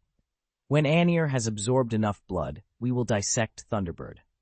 You will be responsible for recording the details. Do you understand?" Anduin replied calmly while monitoring the sword's progress. "Yes, my lord," Hog responded, glancing speechlessly at Thunderbird's corpse. He thought to himself, "You only asked the boss to end your life, but you didn't consider asking him to handle your funeral. Now you're going to be dissected and studied. Is your lord out of your uprightness? After dealing with Thunderbird, Anduin's trip to Egypt finally came to an end. He returned to England with Bianca and the others using a portkey. By this time, the news of Anduin winning the gold medal for pioneering contributions at the International Alchemy Conference had spread throughout the entire British wizarding community. Newspapers and radio stations had reported extensively on it, and the promotion by Silver Flash Trading Company was also significant. This served as an indirect advertisement for Anduin, and he knew that the Ministry of Magic was repaying him. First, he had given the United Kingdom a prestigious recognition on an international stage, and second, he had gained considerable benefits during the process of signing an international trade agreement. For the British Ministry of Magic, Anduin was a future benefactor worth praising to the skies. End of this chapter. Chapter 451, Secret Treasure. After returning to England, Anduin had a lot of things to deal with. First and foremost, he needed to prioritize business orders. With trade contracts pouring in from various countries, his current production capacity was insufficient to meet the demand. To address this, he spent over half a month expanding the underground factory, doubling the number of lathes, and ramping up production. Fortunately, the Ministry of Magic provided a timely supply of raw materials, including various metals, furs, and wood, which were continuously delivered to Silver Flash Trading Company. The ministry even proposed deploying a specialist to facilitate communication and streamline the process. Anduin, not one to be polite in such matters, directly asked Azalea to assist. After learning that the Thunderbird had been dealt with, Azalea complied without hesitation. Additionally, Minister Budnor fulfilled her promise by nominating Anduin for a second-class medal of the Order of Merlin. The upgrade from the previously promised third-class medal was due to the substantial benefits Anduin had brought to the Ministry of Magic, beyond his academic contributions. Given his current academic status and his previous efforts in fighting the Death Eaters, the award was well-deserved. In the tight-knit wizarding society, interpersonal relationships and interests often held more sway than in the Muggle world. With Anduin's connections and wealth, he had already established a significant influence in the UK. The awards ceremony was a grand affair, making headlines across the wizarding world. Receiving the Order of Merlin at such a young age was a remarkable achievement. On this particular day, a well-dressed Anduin appeared in Godric's Hollow. As he approached the monument in the valley, he once again saw the statue of the Potter family. After a moment of solemn reflection, Anduin paused in front of the statue before walking around the monument and heading towards the church. His visit today was not to commemorate the Potter family. After passing through the church, Anduin arrived at the cemetery behind it, searching for something from his memory. He eventually stopped in front of a tombstone bearing the name Gerald Stevens. This was Thunderbird's tombstone, marking the place where all his belongings were hidden. Thunderbird had chosen Godric's Hollow in England for this purpose because it was not only the place where Grindelwald and Dumbledore made a blood oath, but also the first stronghold of the Saints' Association. Gerald had deep feelings for this place, which is why he chose it as the resting place for his past self. Upon reaching the tombstone, Anduin first pulled out a shielding jammer and activated it. Then, he took out Thunderbird's wand, tapped the name on the tombstone, and softly chanted in German, "All for the greater good." After confirming that the wand and password were correct, a rumbling sound emanated from behind the tombstone. A hole opened in the ground, revealing a wooden box over a meter long. Despite how easily Anduin accessed Thunderbird's cache, it would have been impossible for anyone else to find it, even if they dug 3 feet into the ground. Using the wrong wand or password would have yielded no reaction from the cemetery. The small hole in front of him was actually in another subspace and would disappear from this world once closed. Satisfied that everything was in order, Anduin took out the box. Anduin carefully placed the smaller box, containing Thunderbird's ashes, into the larger box. This act fulfilled Gerald's last wish. After completing this task, Anduin closed the tomb and turned his attention to the large box in front of him. The box had no anti-theft measures, so Anduin easily opened it with a touch of his magic wand. Inside, the box was filled to the brim with items that were of great importance to Gerald. Most of these items were personal mementos, such as a large stack of letters. Among these were letters exchanged with Grindelwald and correspondence between the original 7 members of the Silver Spear. Although Anduin didn't know the identities of all the founders, the letters provided some clues. However, there were no letters between Gerald and his adoptive father, Runev's snake, which disappointed Anduin. He had hoped to gather more information, but realized this absence indicated how much Gerald despised his adoptive father. In addition to the letters, there were many magical photographs, including group photos. These photos showed a young Gerald, Grindelwald, and other figures, some of whom Anduin didn't recognize. He recorded all their faces, thinking they might be useful for future actions. The box also contained various keepsakes, including a toy top, which seemed to hold special meaning for Gerald. After sorting through these items, Anduin found that less than half of the contents were of practical use to him. However, the valuable items he did find made the effort worthwhile. Among the most valuable items were several volumes of magic handbooks and notebooks. These contained decades of Gerald's magical and dueling experiences, detailing dozens of spells and their uses. The handbooks included the Corruption Curse and the Blue Fierce Fire, both of which Anduin had encountered before. The Corruption Curse was a unique black magic spell of the Silver Spear, while the Blue Fierce Fire was a signature spell of Grindelwald, which Gerald had learned but rarely used in his later years. Anduin also found notes on the Scarlet Shield magic that had saved Gerald's life many times. Known as Stephen's Insulating Shield, this spell was Gerald's own creation. It formed a 360 degrees all-around magic shield with no weak points and was highly effective against various magical attacks. It could block almost all spells except the unforgivable curses, making it a powerful guardian spell surpassing the Iron Armor Curse. Content with his findings, Anduin noted that there were at least a dozen new spells he didn't know. After organizing the manuscripts, he discovered a bottle of blessing potion and some alchemical materials. Although Thunderbird wasn't fond of alchemy, he recognized the value of these materials. Anduin found half a pound of Ulam steel and an ounce of refined mithril, which were unexpected treasures. However, the most surprising find was a 1-ounce piece of metal that made Anduin's heart race. "This is flame alloy?" he muttered in astonishment. Although he had never seen it in person, he immediately recognized the rare alloy invented by the legendary alchemist Nick Flamel. This treasure was even rarer than refined mithril, and Anduin couldn't believe Thunderbird had such a valuable item in his possession. Anduin glanced at the drawings given to him by Professor Burns. "With the LeMay alloy, wouldn't I be able to make Mr. Scamander's suitcase?" he mused, recalling the time he met Newt Scamander. Back then, Anduin frequently visited Scamander's house to study and conduct research. Among the various alchemical items they examined, Newt had shown him a magical suitcase with an enormous storage capacity several times. Although Newt couldn't give him the suitcase, he generously provided Anduin with its design blueprint. However, when Anduin attempted to replicate the suitcase, he realized that his current skills were insufficient. The suitcase required an alchemical material he had never encountered before, the LeMay alloy. Now that he had this material, he could finally create his own magical suitcase. Suppressing his immediate urge to start the project, Anduin carefully stored the alloy and put away the other items in the box. He then quickly left the scene. After retrieving Thunderbird's collection, Anduin gained a deeper understanding of Gerald, which boosted his confidence in impersonating Thunderbird.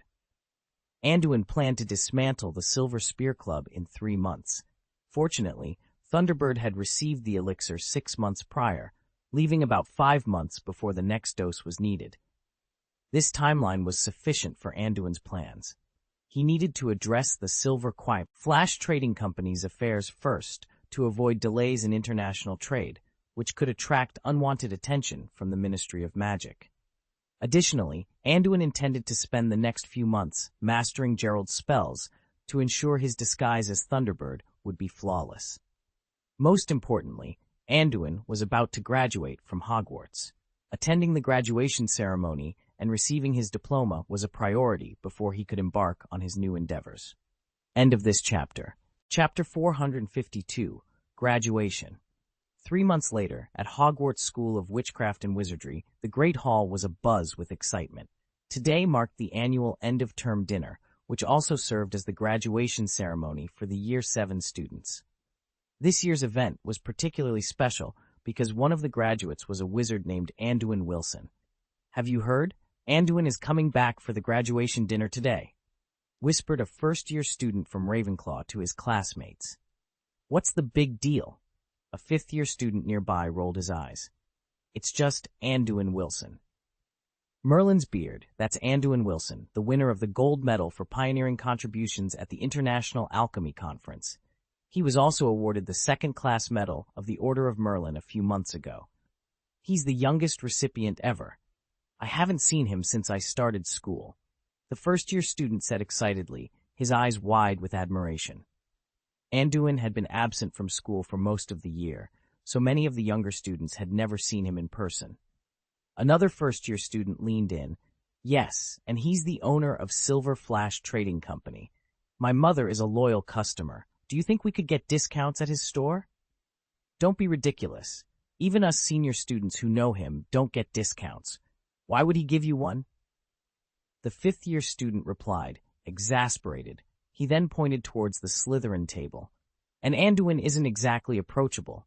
Because of him, Slytherin has been unusually disciplined these past few years. Who knows if that will change after he graduates." "Is Anduin really that intimidating?" the first-year student asked, glancing at the Slytherin students who sat upright and silent. "It seems like they don't even dare to mention their prefect." The fifth-year student hesitated. "Well, I didn't have much contact with him.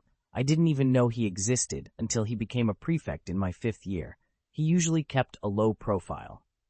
He leaned closer to the two younger students and whispered, "I heard that Slytherin's current discipline is because of him. They say he's terrifying and curses anyone who steps out of line. Some even say he uses the Imperious Curse." "What's the Imperious Curse?" the two first-year students asked, their eyes wide with curiosity. "Stop spreading rumors," a 6th-year female student interjected. "Do you realize how serious it is to cast spells on your classmates? The professors would never allow it." "Who knows? Maybe even the professors are under his control. Didn't you hear that Anduin was a battle hero? He must be incredibly powerful," the 5th-year student insisted, his eyes wide with exaggerated fear. The two first-year students, sensing the exaggeration, turned to the 6th-year student. "Do you know Anduin? He's a year ahead of you. Are you familiar with him?" The 6th-year student shook her head. "I don't know him well. Anduin usually keeps to himself. He's low-key, but I know he's very familiar with our dean and is also a member of the spell club," she said, glancing deliberately at Oriana Sinkley beside her. "By the way, Oriana, you and he are in the spell club together. You must see each other often." Oriana, caught off guard by the mention of her name, froze for a moment.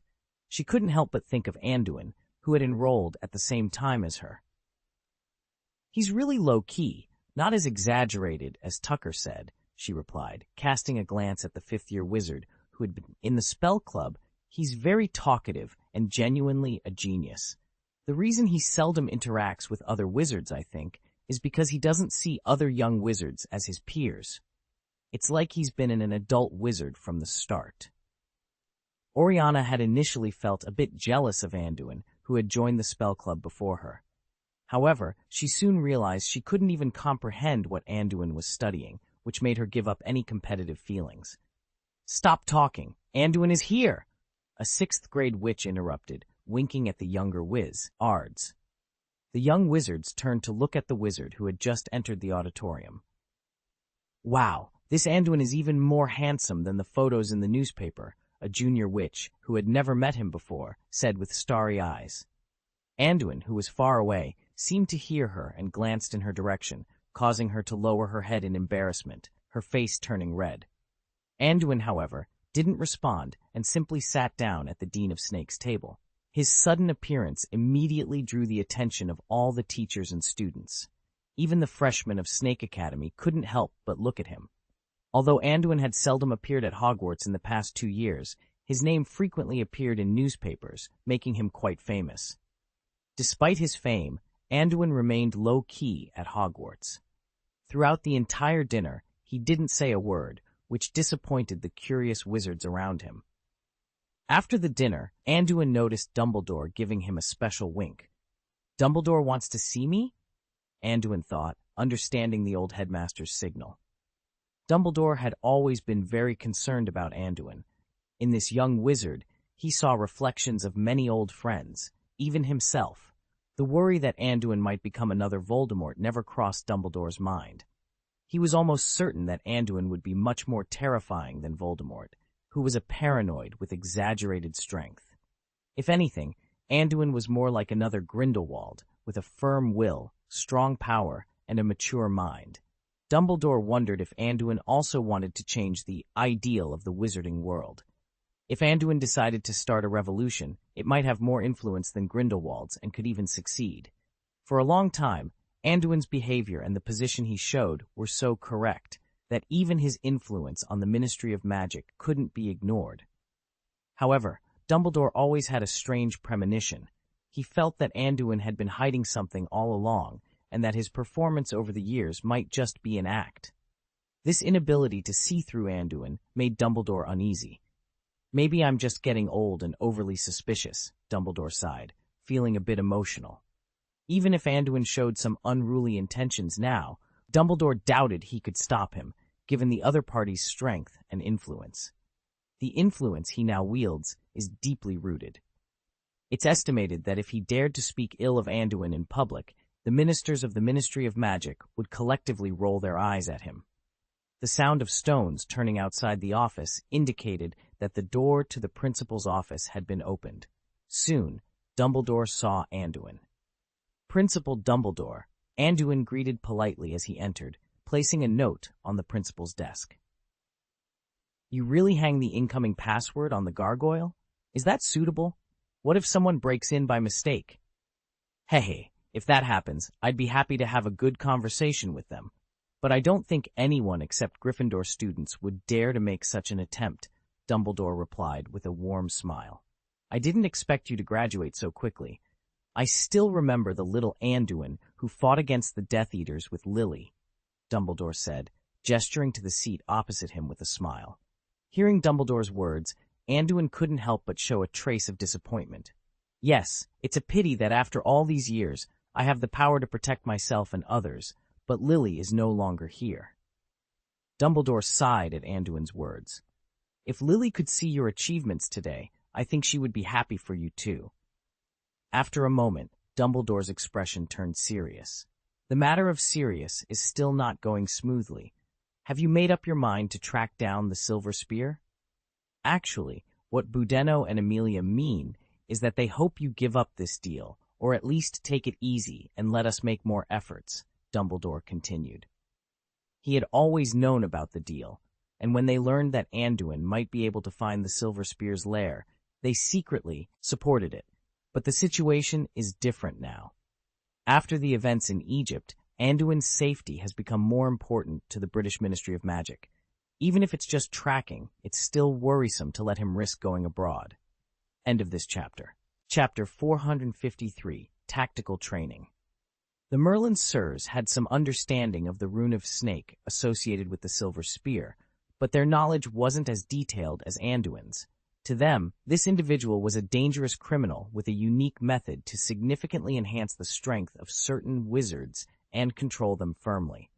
The Silver Spear was also closely linked to the Saints. They had received information suggesting that the remnants of the Saints had formed their own faction with signs of a coup d'etat in Germany. This was a significant reason for their intense interest in uncovering each other's plans. However, compared to ensuring Anduin's safety, this goal was not a mandatory task. Anduin couldn't help but feel a bit cynical about their sudden concern for his safety, wondering why they hadn't shown such concern before. He had always been wary of these Ministry of Magic rulers, understanding the need to be cautious around them, especially with Dumbledore, who, despite usually staying at school, was well informed about the troubles in the wizarding world. Anduin had always been careful around Dumbledore to avoid arousing suspicion and potentially being hindered by his influence. But things were different now. Anduin's influence was gradually expanding, and after graduation, he had become more recognizable and confident, no longer needing to be as cautious. "I have already discussed this matter with Minister Budnor," Anduin replied calmly. "I am not just looking for the silver spear for Sirius's sake. I have my own reasons and confidence in my strength." Dumbledore nodded helplessly. Although the silver spear used to operate like smugglers, they have significant connections with the Saints. Now, they show signs of rising again. Their funding is substantial, but its destination is unknown. When you arrive in Europe, be cautious of both the Silver Spear and the remnants of the Saints Association. Although officially disbanded, the Saints are still active. "Thank you for your concern, Principal Dumbledore," Anduin replied with a smile. He knew more about the Silver Spear than he let on. The radicals within the club intended to cause trouble, but often stayed hidden, encouraging other wizards to confront the local Ministry of Magic. Germany was particularly affected, with many civilian wizards losing confidence in the ministry, leading to the rise of numerous resistance organizations funded by these radicals. "Let's not dwell on this," Dumbledore said, shaking his head. "I've seen your abilities over the years, and I'm sure you have plans. By the way, what are your plans after graduation, once the Silver Spear matter is resolved?" "If everything is settled, I might focus on business and research. I may also travel around the world. After visiting Egypt, I realized how little I know about the wizarding world," Anduin said thoughtfully. He then took out a thick book and handed it to Dumbledore. "This is a book I wrote at the invitation of the Ministry of Magic. It's the first draft. If you have time, could you read it and maybe write a preface for it?" "Oh, I didn't expect you to publish a book. That's impressive," Dumbledore praised, taking the book from Anduin. He looked at the cover and raised his eyebrows at the title, Tactical Training. Does naming it Shui Shui imply that he has the ambition to create a new academic field? The title of the book immediately caught Dumbledore's attention. He turned a few pages and then fixed his eyes on the title of Chapter 1, Standardizing Magic Value. Dumbledore's curiosity deepened as he read further. He didn't lift his head until he had finished the entire chapter. To his surprise, nearly 10 minutes had passed, and he had been so engrossed that he lost track of time. Anduin, meanwhile, sat calmly at his desk, smiling. "Sorry, I got a bit carried away," Dumbledore apologized, his eyes now fixed on Anduin as if seeing him in a new light. "Is everything described in this book true?" He pointed to the open book, referring specifically to the method for accurate, easily measuring mana value. "Yes, the content is backed by extensive experiments and detailed data, which I have indicated in the book," Anduin replied confidently. "I have developed a very specific measurement method, and the measuring equipment has been refined multiple times. I call this method the Anduin Wilson Magic Measurement Method. It's unbelievable. Do you realize what your research signifies? You are filling a significant void in the wizarding world," Dumbledore said, looking at Anduin in astonishment. He glanced at the book cover again. "Indeed, with these findings, you might actually establish a new school of thought." "You flatter me," Anduin responded modestly. "The reason I wrote this book was due to a strong request from the Auror Command. They had followed my lead during a previous battle and found that the tactical strategies I employed were more effective than their usual methods. So, they entrusted me with this task. I simply compiled some of my previous research into the book. The first half focuses on training, including the measurement of magic strength and ways to enhance magical sensitivity. Of course, a significant portion is dedicated to combat tactics," Anduin explained. After the first joint battle with the Aurors, Moody, Amelia, and others wanted Anduin to provide some guidance on their tactics. They believed that as the developer of tactical equipment, Anduin would know best how to use it efficiently. This was beneficial for Anduin, as it was akin to providing product instructions and could effectively promote his products. When Anduin wrote a few tactical plans for the equipment, Moody and Amelia were astounded. The plans revolutionized their understanding of combat. Gestures, formations, they could barely comprehend it.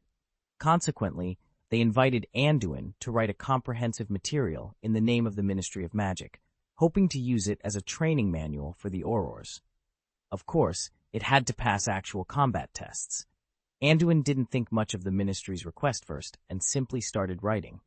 However, as he wrote, the material expanded, eventually taking the form of a book. Realizing this, Anduin decided to compile all his previous research on training into the book. He shamelessly named these methods after himself, such as Anduin Wilson's XXX measurement method and Anduin Wilson's XXX training method. As for whether disclosing these research results would be problematic or whether it would teach students to starve, Anduin didn't concern himself much. His philosophy was, similar to that of most researchers, Anduin's progress depends heavily on brainstorming. His ultimate goal is to establish a sect, and he knows that his training methods may eventually be discovered. By staking his claim early, those who use his methods in the future will be regarded as his students. The research results he shares are merely superficial knowledge, not the core secrets he holds. Understanding these principles alone won't make a wizard stronger immediately. Take, for example, the magic sensitivity training method.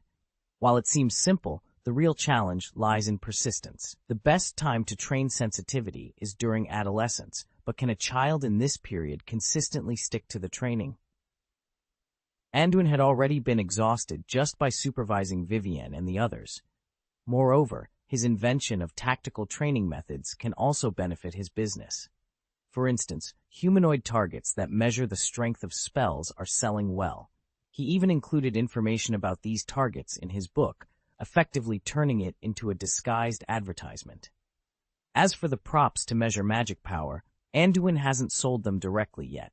It's not because of any secret, but because current methods require drawing blood, which many find repulsive and fear-inducing due to the association with blood curses. Anduin plans to wait until he develops a non-invasive method to measure magic power before releasing these props. Dumbledore's eyes grew brighter as he listened to Anduin's introduction. As a master alchemist himself, he understood the significance of accurately measuring magic power and spell strength. Such advancements could directly change the future direction of magical research. In this moment, Anduin stood before him as a future luminary in the wizarding academic world, and all the doubts Dumbledore had about him before seemed insignificant. End of this chapter. Chapter 454, The Long-Lost Reunion. You came up with all of this? Dumbledore still couldn't believe it, and couldn't help but sigh. Research on training actually started back in the first grade. It was Professor Flitwick who inspired me. Without his guidance and encouragement, I wouldn't have been able to complete the magic sensitivity training method, Anduin explained truthfully. Without Flitwick's reminder and the research topic he provided, Anduin might not have even started research in this area. Dumbledore nodded, recalling that Anduin had joined the Charms Club in his first year. Presumably, Flitwick had been guiding him in this research since then.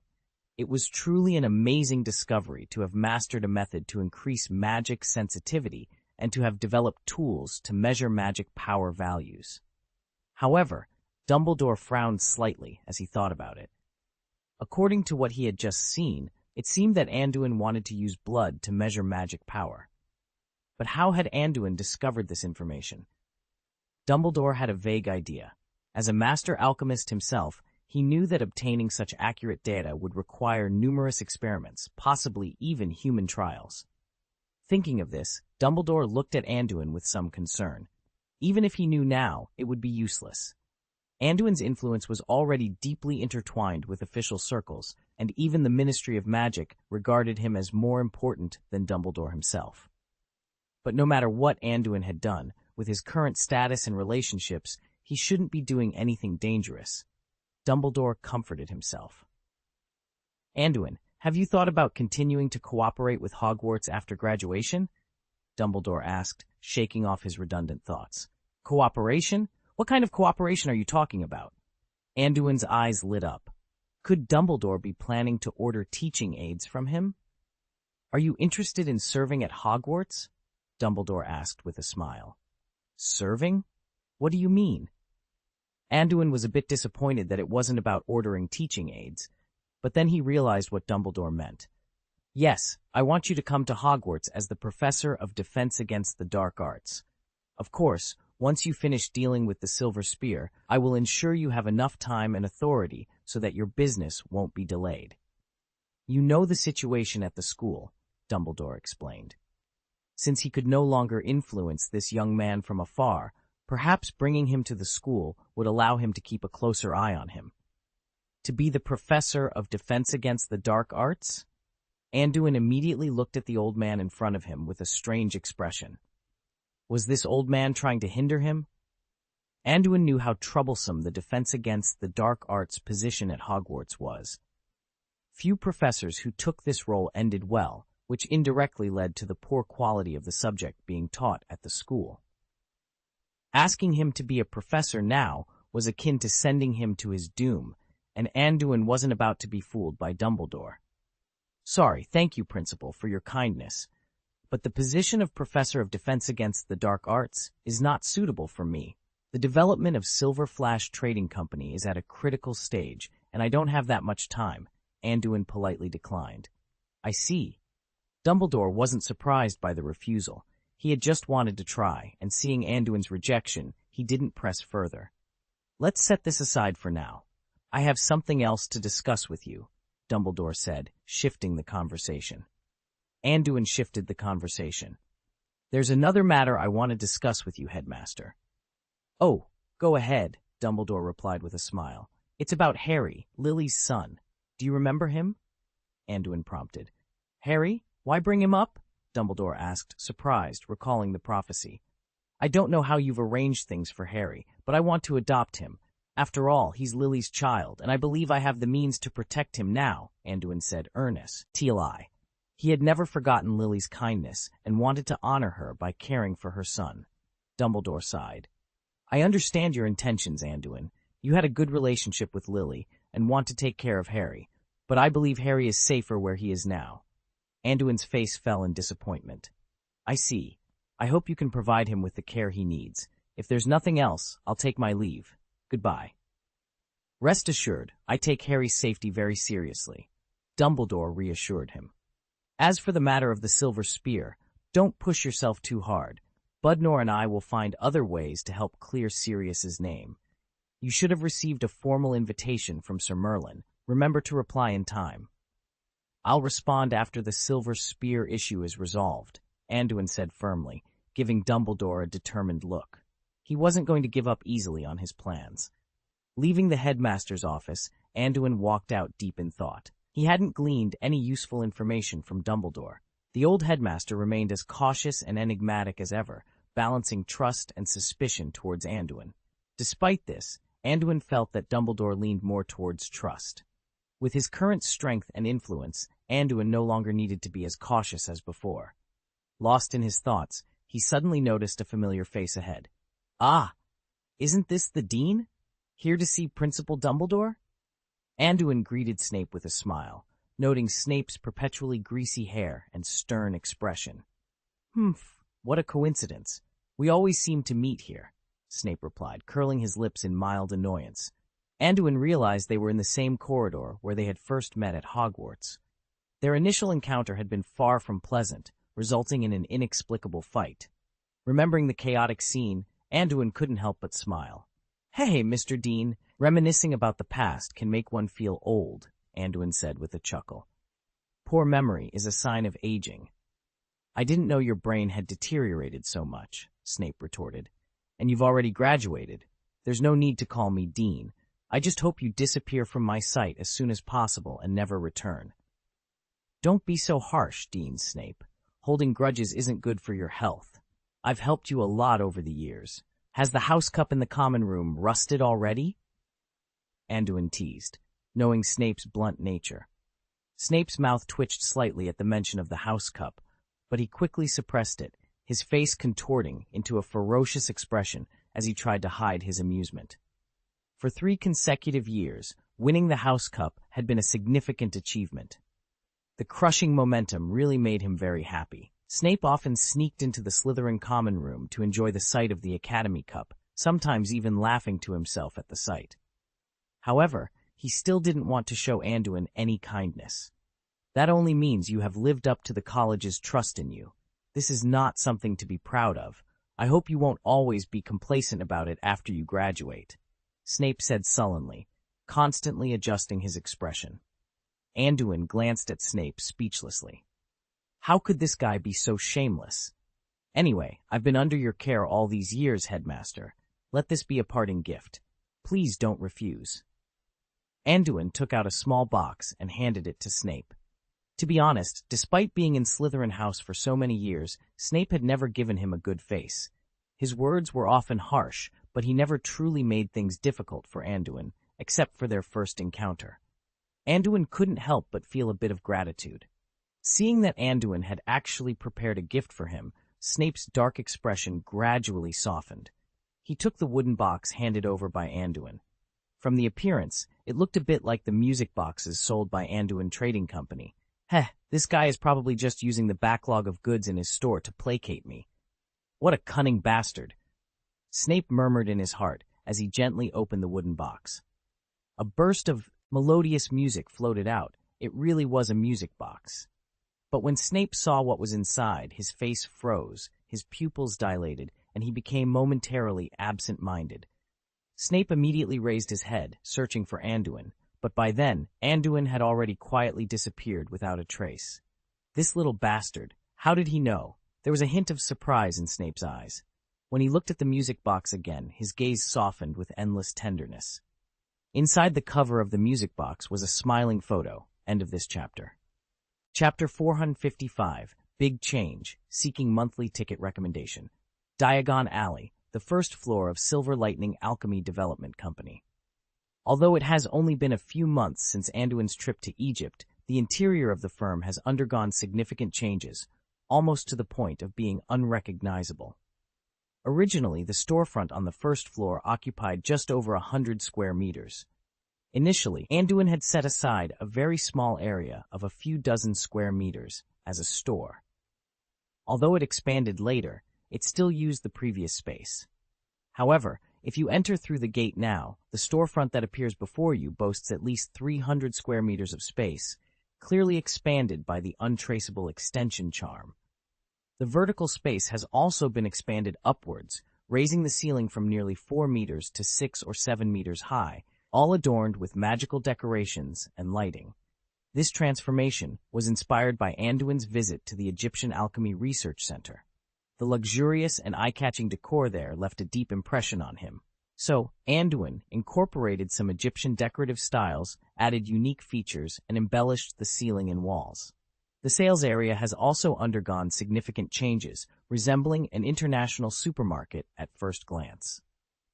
Since Anduin has signed trade contracts with many foreign companies, Silver Flash Trading Company's products are now exported overseas, and many foreign items have appeared in Anduin's stores.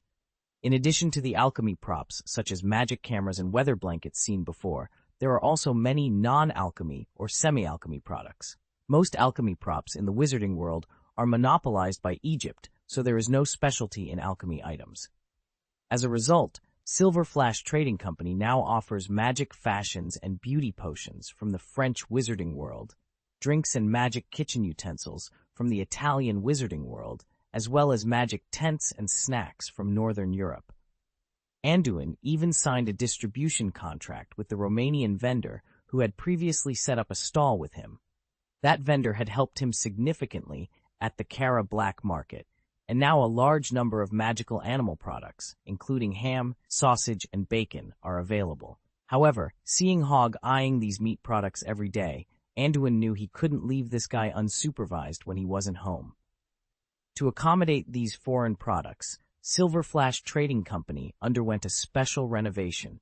Anduin also reconfigured the internal area, setting up a dedicated section for foreign products and organizing them by country.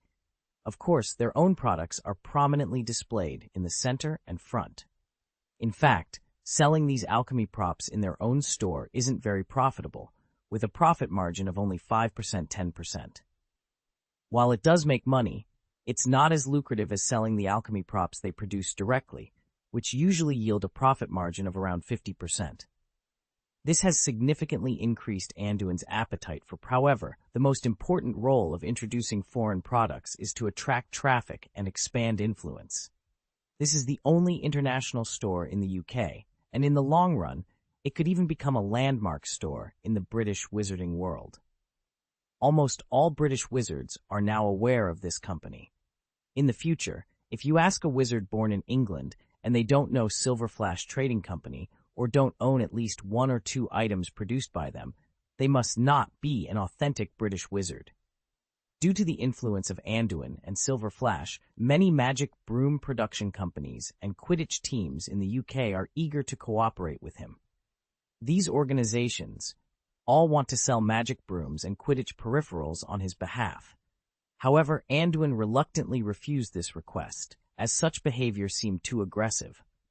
The local alchemy firms were already struggling, and many of them operated like Quidditch stores. If he took over the Quidditch business as well, it would be akin to driving them out of business. In fact, Miss Pimpernel, who ran the shop next door, was already quite upset. Initially, there was no conflict between her beauty potion business and Anduin's alchemy props. Her business even thrived a bit more. But since Anduin started importing goods, things changed. The French beauty potions sold at Silver Flash Trading Company were not only beautifully packaged, but also of excellent quality. Although they were a bit expensive, the high price signified quality. Miss Pimpernel could no longer compete with her previous subpar potions and had grown less friendly. To avoid causing too much disruption to the local business environment and to prevent public outrage, Anduin raised the prices of imported goods significantly and did not accept local superior products. He only sold items independently produced by Silver Flash Trading Company and products from partner companies. Additionally, he visited several alchemy shops across mainland Britain and reached agreements with them to allow Silver Flash Trading Company items on their counters. Of course, the profit from consignment sales was very low, perhaps less than 3%, and they could only sell goods for ordinary people. The variety was also not as extensive as in Silver Flash Trading Company. However, given the current reputation and international status of Silver Flash Trading Company, those alchemy shops readily agreed. They could sell magic lamps, phonographs, and records, attracting many customers. Moreover, the profits were not insignificant to those shop owners who could increase the prices themselves. Most wizards would likely not object to slightly higher prices. This arrangement was not only to win over local alchemy firms, but also because Anduin planned to transform Silver Flash Trading Company. It would no longer be just a store in the front and a factory in the back, producing and selling its own goods. Instead, it would focus on development and production, gradually dispersing retail to foreign partners and other local alchemy shops. The main store in Diagon Alley would continue to operate, offering the most complete range of products. Retail stores would sell new and high-margin products, ensuring higher sales without complicating the product range. After properly arranging everything at Silver Flash Trading Company, Anduin could finally free himself to head to Europe with peace of mind. In the office behind the store, Anduin, Hogg, Shaltir, Cheeky, Vivienne, and Azalea were gathered. "My lord, are you ready?" Cheeky asked Anduin nervously. "If you take Shaltir away this time, I will be left alone in the firm. I'm a little worried that I won't be able to handle it." Before Anduin could respond, Vivienne rolled her eyes. "Oh, Cheeky, I'm not invisible, you know. Won't I be here to help after they leave? And there's Azalea too. The three of us can surely manage a single shop." That's not what I meant." Chi-Chi shook her head nervously after Vivienne's reprimand. "It's just that the firm has expanded so much, and there are many foreign businesses to connect with. There are quite a few promised orders that haven't been processed yet, and I am afraid that I will mess up and delay your business." "Don't underestimate yourself, Kiki," Anduin said with a gentle smile. "Besides me, you are the most familiar with the business in the firm. I trust you completely. When I am away, you will be the manager of Silver Flash. Remember what I told you before. Learn to think for yourself. Haven't you done a great job so far?" "It's not like I'm going to abandon the firm," Vivienne interjected confidently. "Since Anduin continues to hire me, I won't let him down." Hogg, standing nearby, glanced at her with a mix of exasperation and amusement. He thought to himself, "What's your business with the adults talking to Kiki? If it wasn't because you failed to get a job at that magic gossip magazine, you wouldn't be here shamelessly asking for a position." After a resigned sigh, Hogg turned his attention to Shaltir. "Hey, stinky bat. Have you finished testing the sunscreen on your body? Don't come crying to me if you get tanned." "Nonsense. Do you think I'd risk my life like you, silly dog?" Shaltir, who looked like a young girl, retorted with disdain. Shaltir's appearance had changed significantly. She still wore a gothic Lolita-style lace dress, but now she had added a layer of close-fitting black stockings on her legs, long lace gloves on her hands, and a small top hat with a lace sunshade. The outfit made her look both seductive and mysterious.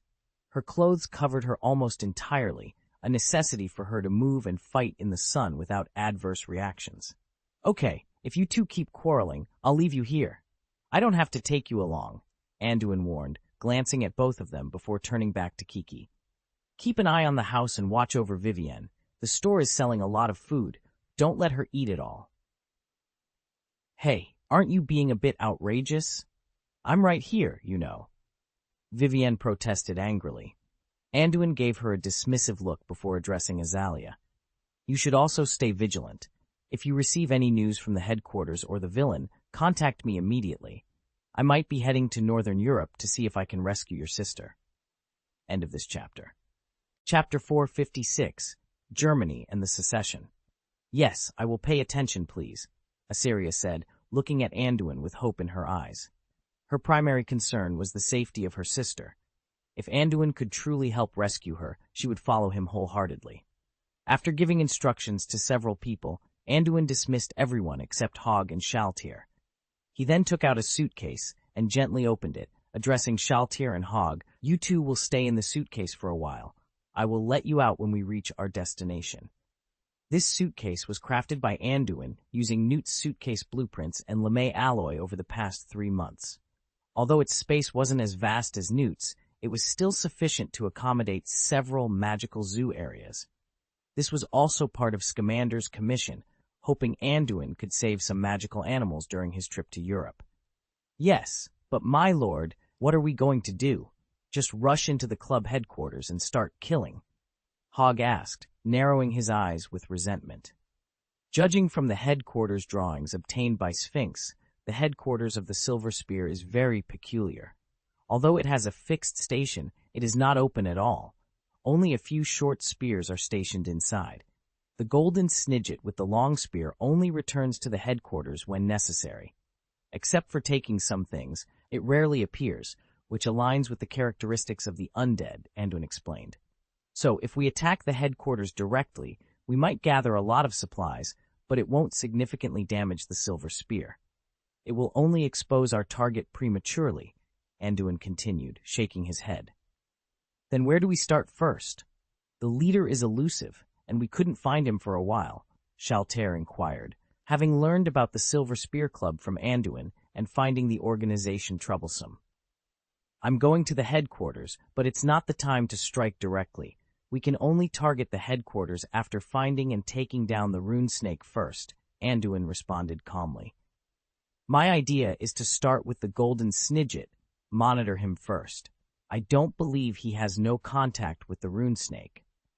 "But what's the use of monitoring the golden snidget? Haven't we already predicted that the rune snake may be under the protection of the red loyalty curse? There's a high probability he won't appear in the outside world when he sloughs off," Shaltir pointed out, feeling the situation was particularly troublesome. "My lord probably never thought of simply solving the opponent when the opponent's snake sloughed," Hogg interjected, his eyes filled with a strong desire to fight, eager to take action. "That's right. It's very unrealistic to expect to kill the other party outright. First, we monitor the golden snidget, then find or draw out the rune snake, and then confront him directly or adapt according to the situation. It's that simple," Anduin explained. He didn't want to waste too much time on this broken organization, so his initial plan was straightforward and crude. "If only it were that simple," Shaltir nodded in agreement. "It's okay. Don't we have a backup plan? If those mice are really hiding so well, they can't blame us for being ruthless," Hogg said with a sinister smile. "Well, don't overcomplicate things from the start," Anduin said, pointing to the suitcase. "Hurry up and get in. We are not in contact with them right away.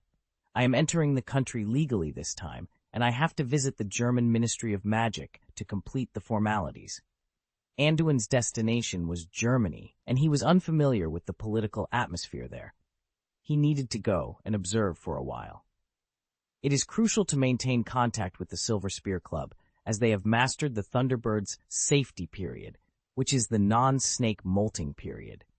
This period lasts less than 10 days, meaning Anduin can only contact them during this time. Hogg and Shaltir nodded in agreement and then entered the suitcase. Since Shaltir is a vampire, bringing her into the country directly would be problematic, so Anduin had to smuggle her in this manner. After securing them in the suitcase, Anduin took out an unremarkable glass wine glass, which served as the portkey prepared for him by the Ministry of Magic.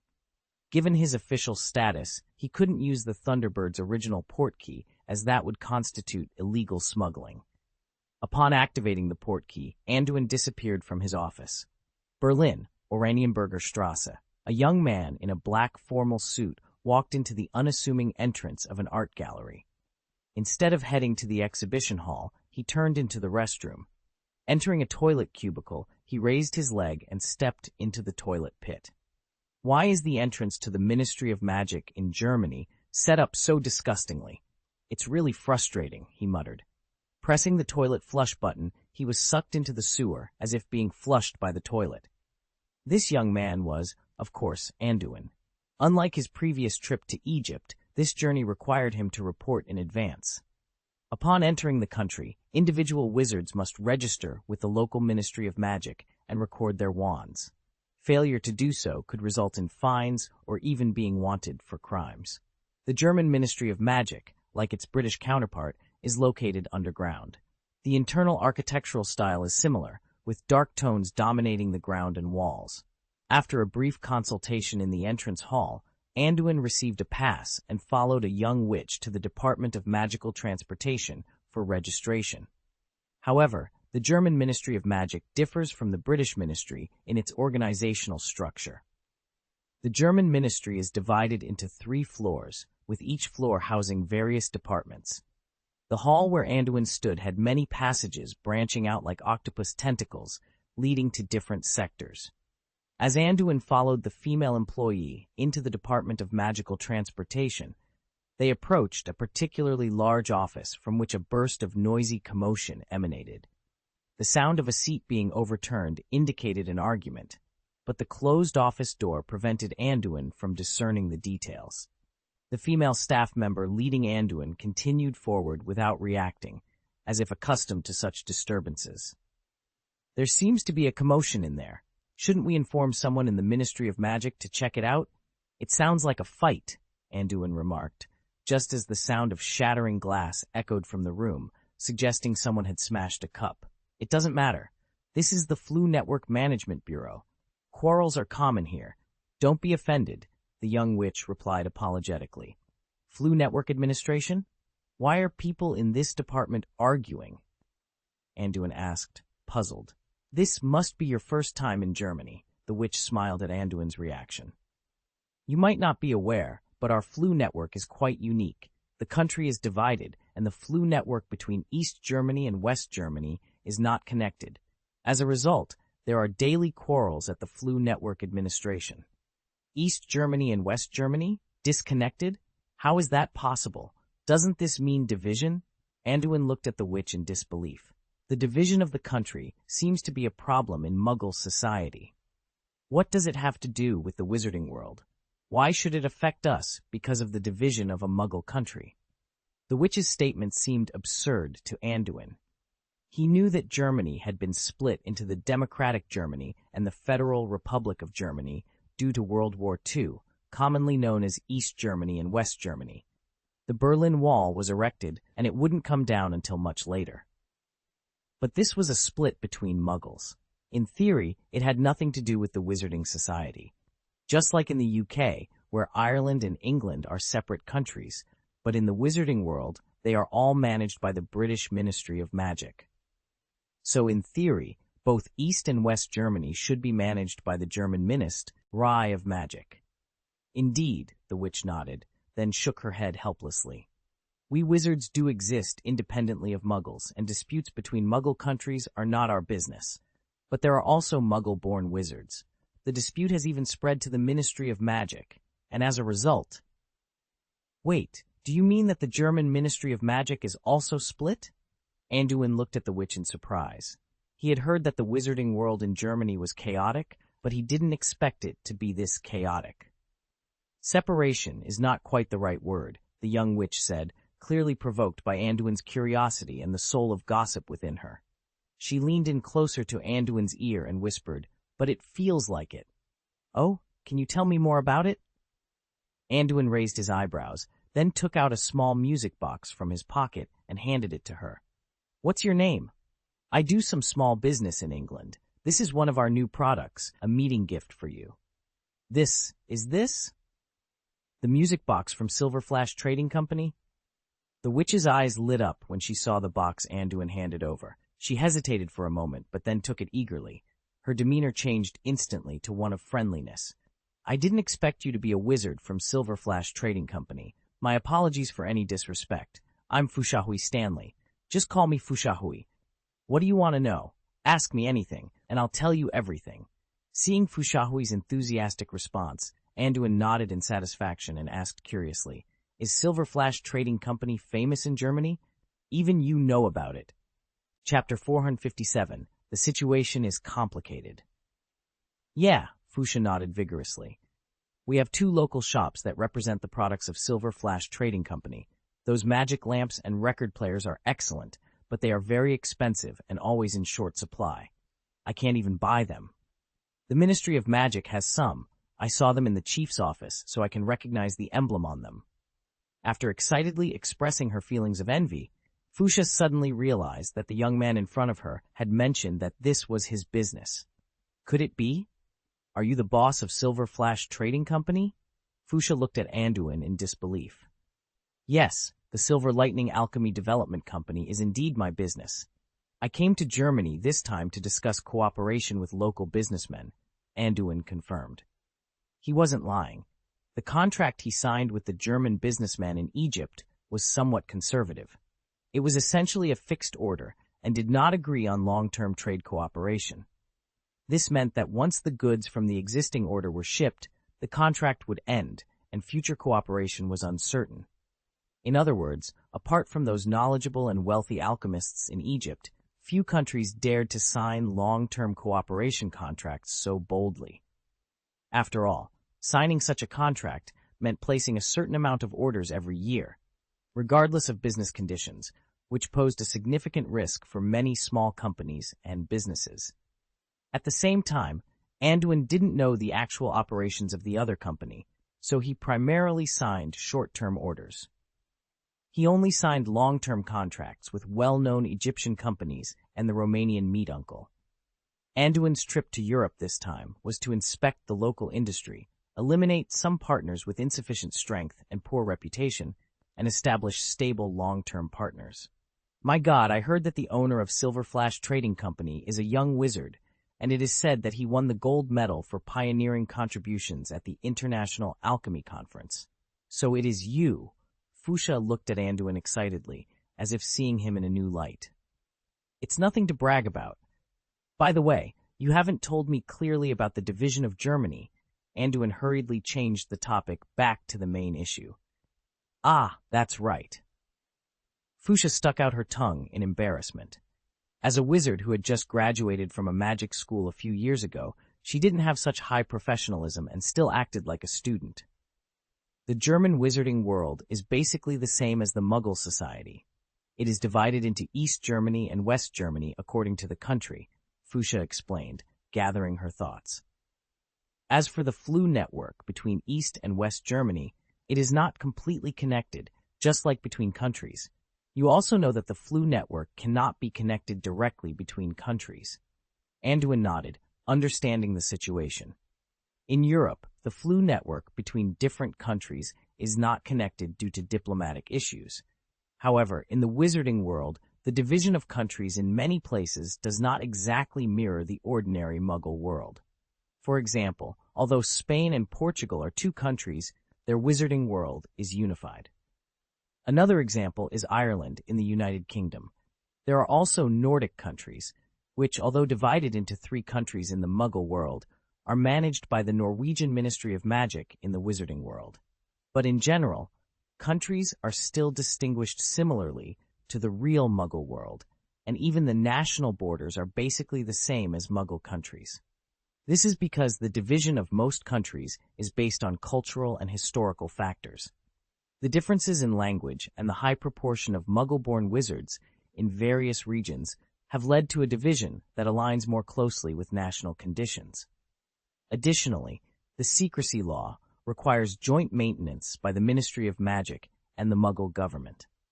The Ministry of Magic is obligated to protect Muggle leaders and facilitate coordinated communication. Therefore, it is more logical for a Muggle government to have its own Ministry of Magic. In Northern Europe, the reason why 3 countries share one Ministry of Magic is due to their similar culture, language, and sparse population. Grindelwald's rise to power was largely facilitated by the border changes caused by World War I. Germany's rapid annexation of other countries led to many ministries of magic losing their corresponding Muggle governments, creating an awkward situation. For instance, the German Ministry of Magic might have considered annexing Belgium just as the Muggle world did at the time. This led to conflicts, as countries that lost territory in the Muggle world resisted such changes. Back then, there were many contradictions among wizards in different countries, and some even participated in Muggle wars. The Wizarding International intervened, urging European ministries of magic to avoid excessive contact with Muggle heads of state to prevent exposing the wizarding world. To keep wizards from getting involved in Muggle wars, Wizards International also required them to hide and sever connections with Muggle society. This blanket policy was met with resistance, especially from Muggle-born wizards and those with Muggle relationships. Even pure-blood wizards, who often gained wealth through cooperation with Muggles, were dissatisfied. Grindelwald exploited this dissatisfaction during World War I, rallying wizards who yearned to live openly. He trained an army and openly contacted Muggle Germany, offering to help the Muggle head of state by using potions to create super soldiers. His Saint Party carried out terrorist attacks, attempting to expose the wizarding world to Muggle society. This led to his arrest by the Wizarding International. If Grindelwald's methods and goals had been less extreme, his vision might have been realized. The Grindelwald incident taught future ministries of magic to avoid disputes arising from Muggle wars and territorial changes. Despite Germany being divided for over 30 or 40 years, the German wizarding world has remained under the unified management of the German Ministry of Magic, though internal conflicts persist. At this point, Fushahui explained, although the entire German wizarding world is still under the unified management of the German Ministry of Magic, the internal contradictions are extremely significant. The division between East and West Germany can essentially be regarded as a state of enmity. The nearly 40-year split has led to the emergence of a significant number of Muggle-born wizards on both sides, spanning even 2 to 3 generations. The hostility present in Muggle society has gradually seeped into the wizarding community as well. Even pure-blood wizards have their differences, depending on whether their families cooperate with East German Muggles or West German Muggles, Fushahui explained. Initially, these wizards were few in number. Most wizards at that time didn't believe the division would last long. They thought unity would be restored soon, and even if it wasn't, the hostility between East and West Germany would eventually ease. Indeed, as history has shown, there were divisions and conflicts between Ireland and Northern Ireland, but their relationship gradually improved over time. But who could have predicted that decades would pass without any sign of reunification? Fushahui sighed. As a local and a half-blood wizard from East Germany, she never expected Germany to remain divided from her birth to the present day. Anduin couldn't help but shake his head in disbelief. Germany had been hostile towards itself for decades. In Muggle society, the 2 split countries represented 2 different ideologies, so fierce conflict was inevitable. He also began to understand why the German Ministry of Magic might have split. The division had lasted so long that 2 generations had passed.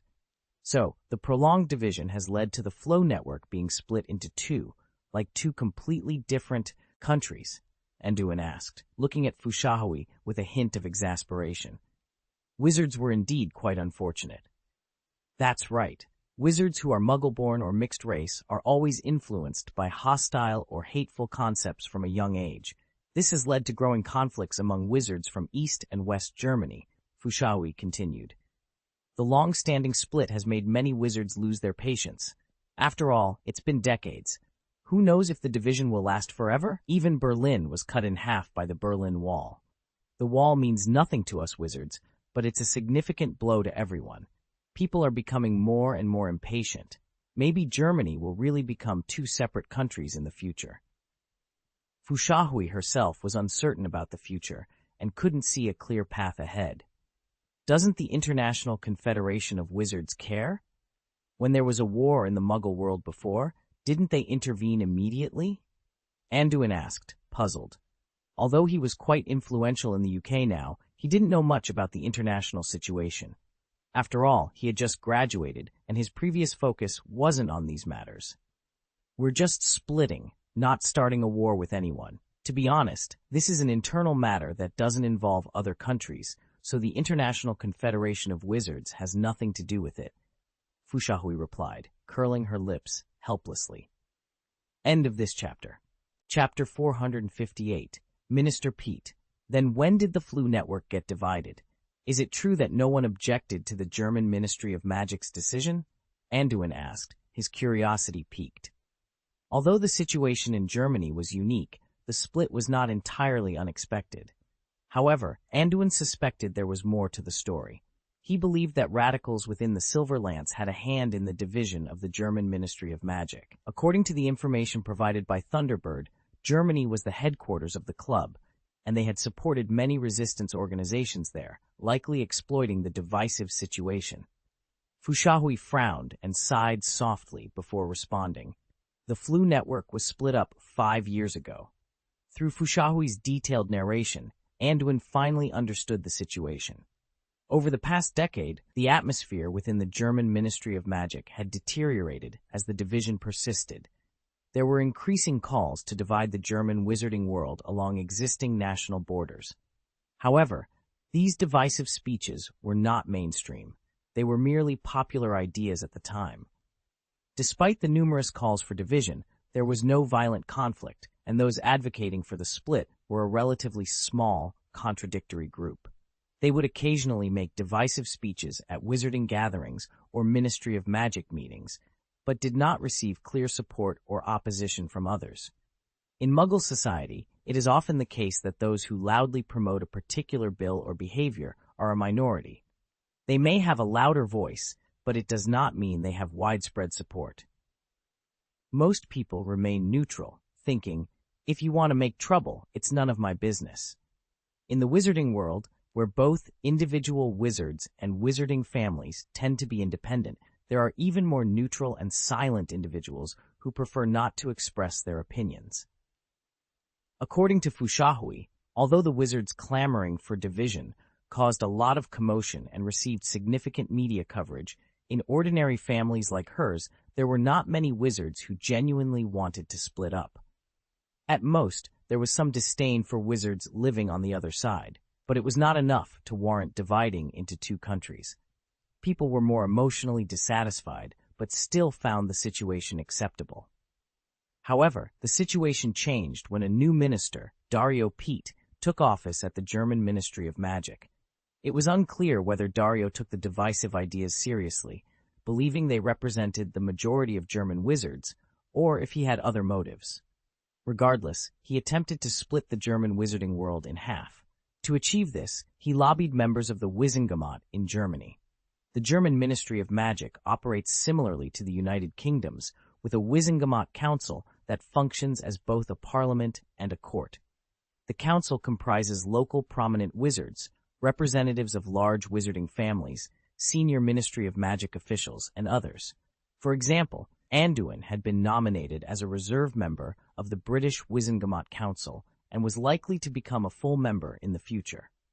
This nomination was a reward from Minister Budnow and others, as Anduin had brought significant returns to the British Ministry of Magic through a previous trade agreement.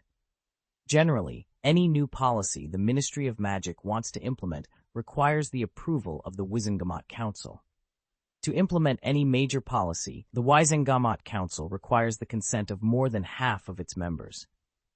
For particularly significant policies, such as the use of deadly spells on Death Eaters promoted by Minister Budnor in the UK, over 70% approval is necessary.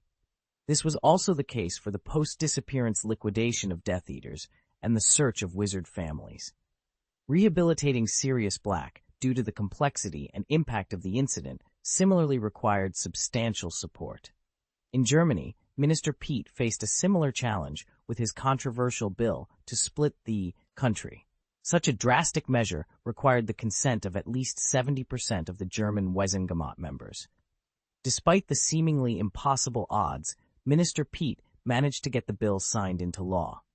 Two significant splitting bills were passed by the Ministry of Magic. The first separated the Flu network of East and West Germany, requiring East Germans to pass through the Ministry of Magic to reach West Germany.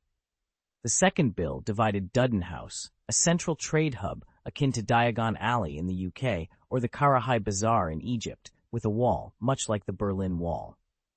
Dudenhouse, a unique market concentrated in one building similar to a Muggle department store, was located in East Germany. West German wizards, therefore, had to transfer through the Ministry of Magic to shop there. To address this, the ministry passed a bill to divide Dudenhouse, allowing West German wizards direct access through the Flu network. Minister Pete's efforts effectively split Germany's transportation and business centers.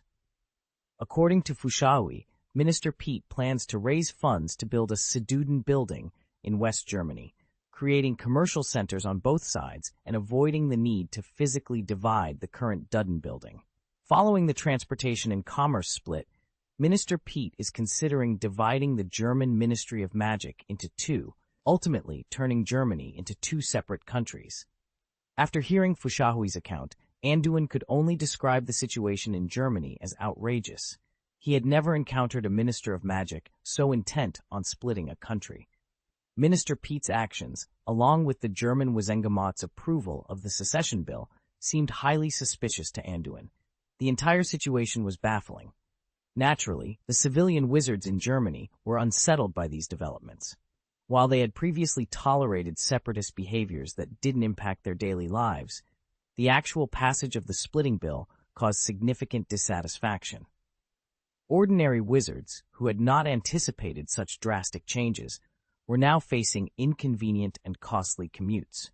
For instance, an East German wizard working in West Germany would need to transit through the Ministry of Magic, incurring additional costs. Each use of the Flu network costs 2 sickles, with a quarter of that amount going to the Ministry of Magic as a transportation tax, a significant revenue source for the ministry. In the eyes of many ordinary wizards, the Ministry of Magic's new bill seemed like a disguised attempt to generate revenue. After the bill was passed, the ministry gained more income from the fees associated with the Flu network. Consequently, people frequently visited the German Magical Transportation Department to express their dissatisfaction at the Road Network administration. Commoner wizards also voiced their opposition to the separatist behavior through newspapers and other media. Their resistance prevented the separatist bill from advancing further over the past few years. If not for this opposition, the Flow network would have been divided for 5 years by now, and the bill would have progressed regardless. The current internal situation in Germany is chaotic. General politicians in the Ministry of Magic, led by Pete, along with some separatist organizations, are pushing to promote the secession bill and divide Germany into 2 parts. However, a small number of senior officials in the Ministry of Magic, along with a large number of ordinary people, strongly oppose the split, as it has severely impacted their lives. These 2 groups have been arguing intensely, and if this continues, it could escalate into violent conflict or even civil war. Anduin was puzzled by why most senior officials in the Ministry of Magic supported the secessionists, while only a few senior officials and members of the Wizengamot opposed it. Could the split bring benefits to these officials, or was there something else hidden behind it? Among non-governmental groups, the separatist side appeared more organized. They ideated and submitted petitions as a group and publicized their cause through magic newspapers and radio stations. In contrast, the opposition faction was much looser. Most commoner wizards merely expressed their indignation in private and had little opportunity to voice their concerns publicly. Unsurprisingly, the Silver Spears are likely supporting these separatists. But what is their purpose? If they still hold the ideology of the Saint Party, their goal should be to destroy the Secrecy Act. So why are they pushing for a split in Germany? Anduin muttered, puzzled. It seemed the situation in the German wizarding world was more complex than he had anticipated.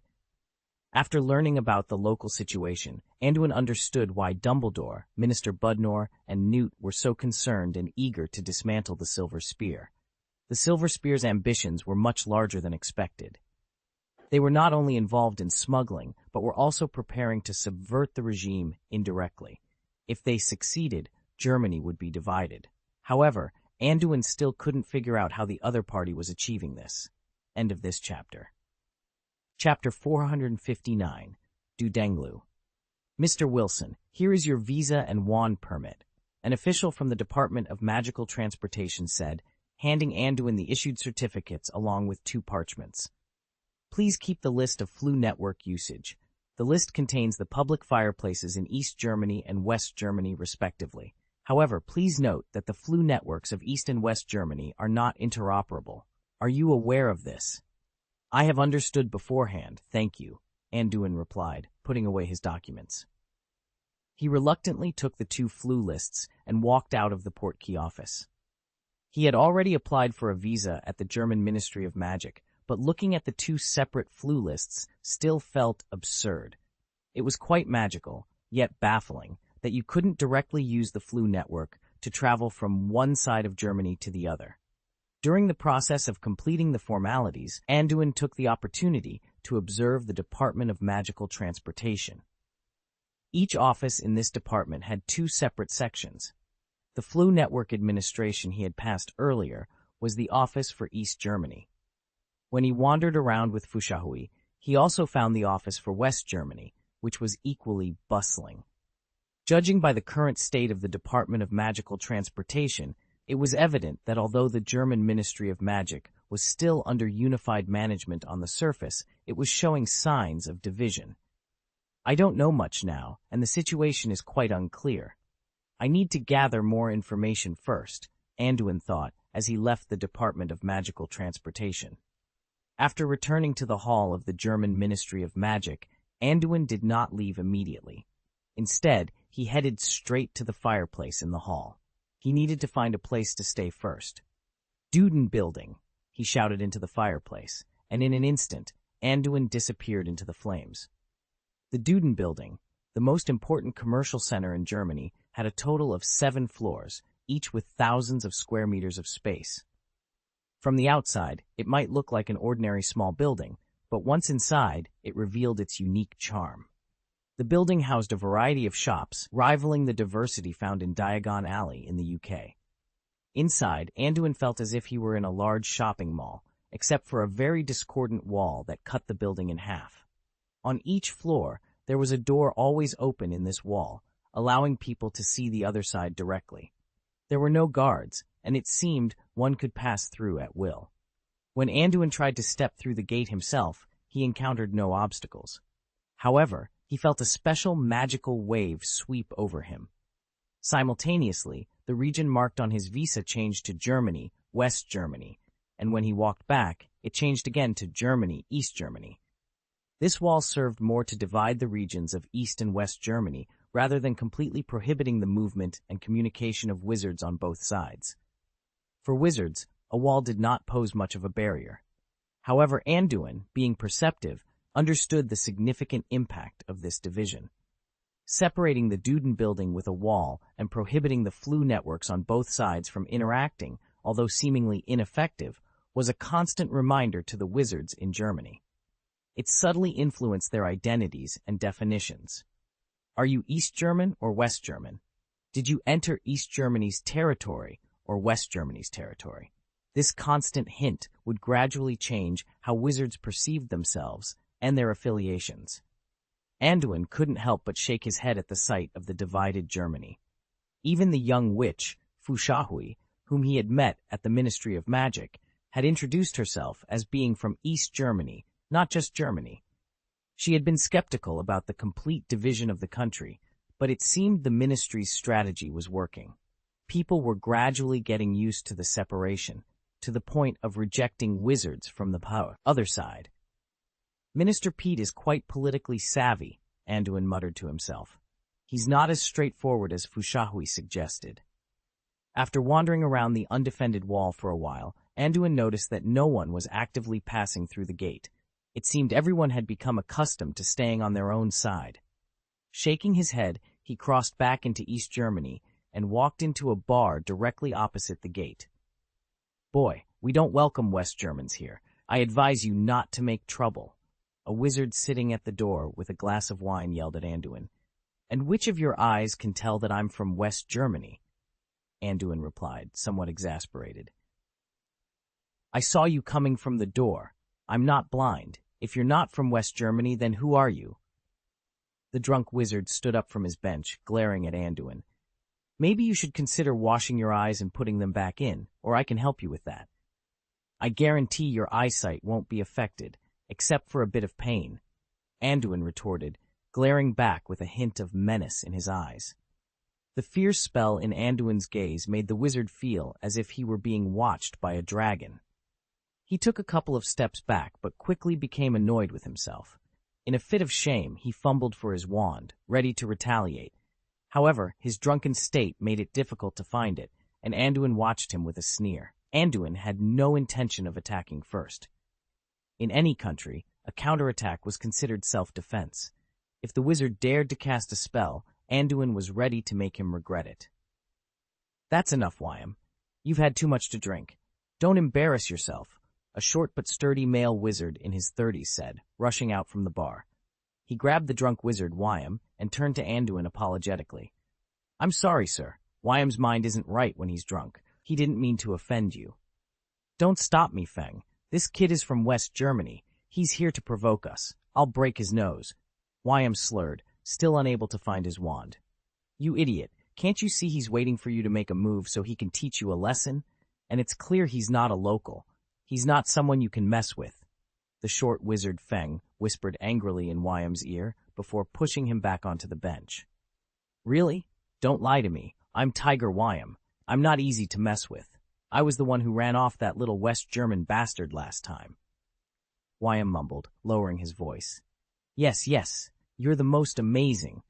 Last time, it was all thanks to you that those troublemakers were driven away. You definitely didn't get stuck on the ceiling by a sticky spell at first sight," Feng replied sarcastically, shaking his head. The stout wizard was speechless, trying to comfort his friend. On the other hand, Anduin raised his brows slightly as he watched the farce unfold. Despite the low volume of their conversation, his keen senses allowed him to hear every word exchanged between the two. "This man in front of me is a bit unusual. Can he recognize my details at a glance?" Anduin pondered, deciding not to make things difficult for the wizard. He wouldn't take a drunk seriously. After comforting Vyam, the short and sturdy wizard approached Anduin and humbly removed his hat. "I'm very sorry, sir. I made you laugh. Although Vyam has a bad temper, he is not a bad person. Please don't argue with him. I'm willing to buy you a drink as an apology." "He offended me. What crime do you pay for? Is he your relative?" Anduin asked noncommittally. "No, he has nothing to do with me. He's just a friend I often drink with.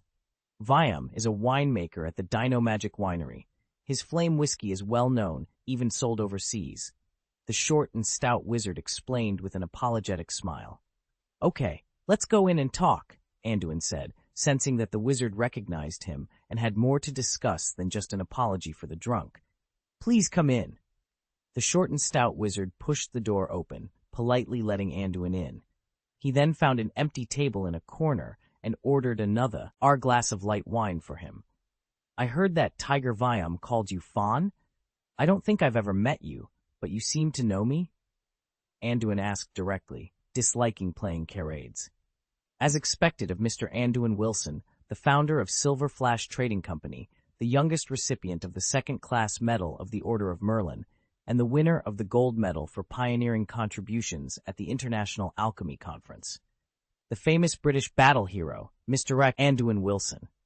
"It's no wonder you recognize that I know you," the wizard said, listing Anduin's titles before introducing himself politely. "My name is Fawn. That's my full name, but you can just call me Fawn. It is a great honor to meet you here." Hearing Fawn calmly report his information, Anduin did not show any dissatisfaction or surprise, though he felt a bit taken aback. While he was now considered a celebrity in the UK, it was unexpected that someone in Germany would know such detailed information about him. Although most of the information was public, it had been several years since the battle hero incident, and he didn't expect Fawn to know about it, too. Chapter 460, The Information Merchant. "You are very well informed. Are you also British? Or are you?" Anduin looked at Feng pointedly. "As you can imagine, I'm involved in intelligence work. As a recent British celebrity, it's not difficult to gather information about you." Feng smiled, complimenting him. He hadn't expected to run into this wealthy man in Germany. According to his sources, Anduin's alchemy business had spread across Europe, reaching trade agreements with various magical chambers of commerce. It was even favored by prominent alchemists in Egypt. This young wizard was likely to become a significant figure in the wizarding world. Feng knew he had to seize the opportunity to align himself with such a powerful individual. However, Feng was unsure why Anduin had come to Germany. Presumably, Anduin was unfamiliar with the area and might need his services, so Feng was eager to assist. "So, you're an intelligence merchant," Anduin remarked, nodding slightly. "I don't mind using your services, but I don't know you well yet, especially your capabilities. After all, intelligence merchants vary in quality, right?" Anduin didn't mince words and was straightforward about his need for relevant assistance. As expected of someone who manages a multinational trading company at such a young age, you get straight to the point, Feng noted, recognizing that Anduin was a wealthy man. "As for my capabilities, you don't need to worry. I have a considerable network across Europe, not just in Germany. I can provide you with the information you need. Of course, the price will depend on the level of detail you require." Feng twisted his fingers slightly, hinting at the cost. "Since you know me, you should also be aware of my financial resources. As long as your information is timely and comprehensive, money is not an issue," Anduin replied, observing Feng's confidence. He then asked tentatively, "Do you know about the Silver Spear?" "The Silver Spear? That smuggling group operating across Europe?" Feng was taken aback by Anduin's question. He had assumed Anduin was in Germany for business, but this query suggested otherwise. However, as an intelligence dealer, it was his rule not to pry into clients' motives. "Although this organization operates on a large scale and is very secretive, I do have some inside information. It depends on whether you want basic information, detailed information, or extra detailed information. My charges vary accordingly." Feng raised his glass to Anduin confidently and took a sip, signaling for him to ask freely. "Oh, I didn't expect you to have information on this organization," Anduin said, unsure if Feng was genuinely knowledgeable or just boasting. He decided to test him. "Do you know who the boss of the Silver Spear is? His code name? His current location?" Feng couldn't help but spray out the brandy he had just sipped, startled by Anduin's direct question. Fortunately, he didn't spray it on Anduin. "The information you're asking for is quite challenging. This organization is very tight-lipped. How could I know the identity of their leader, and what do you mean by code name?" "Does everyone in this organization have a code name?" Feng composed himself and continued, "I do know the locations of several black markets under the Silver Spear's control, but detailed information about their leader is much harder to come by. Spear and the people who manage them, but I have never heard of the code names." "Don't you even know the code name?" Anduin glanced at Feng with some disgust, clearly doubting his competence. "This?" Feng stammered, taken aback by Anduin's expression. He quickly defended himself. "I really don't know much about this organization so far, but I can find out for you right away. Please don't question my professionalism." Okay, I get it," Anduin replied, waving his hand dismissively. He had only been testing Feng and didn't expect to get much information from him. He already knew more about the silver spear than he let on. Feng's face flushed with embarrassment and frustration. His expertise was being questioned, and he opened his mouth to argue, but Anduin cut him off with a raised hand. "Let's drop the subject of the silver spear," Anduin said, changing the topic. "I need some information about the German business community here. Can you compile a list of the top 10 chambers of commerce in Germany? I need detailed information on each, including their current leadership, history, business scope, international trade experience, store locations, average daily foot traffic, and political leanings." Anduin quickly listed his requirements and then took out 50 galleons from his pocket, placing them into a leather bag. He handed it to Feng.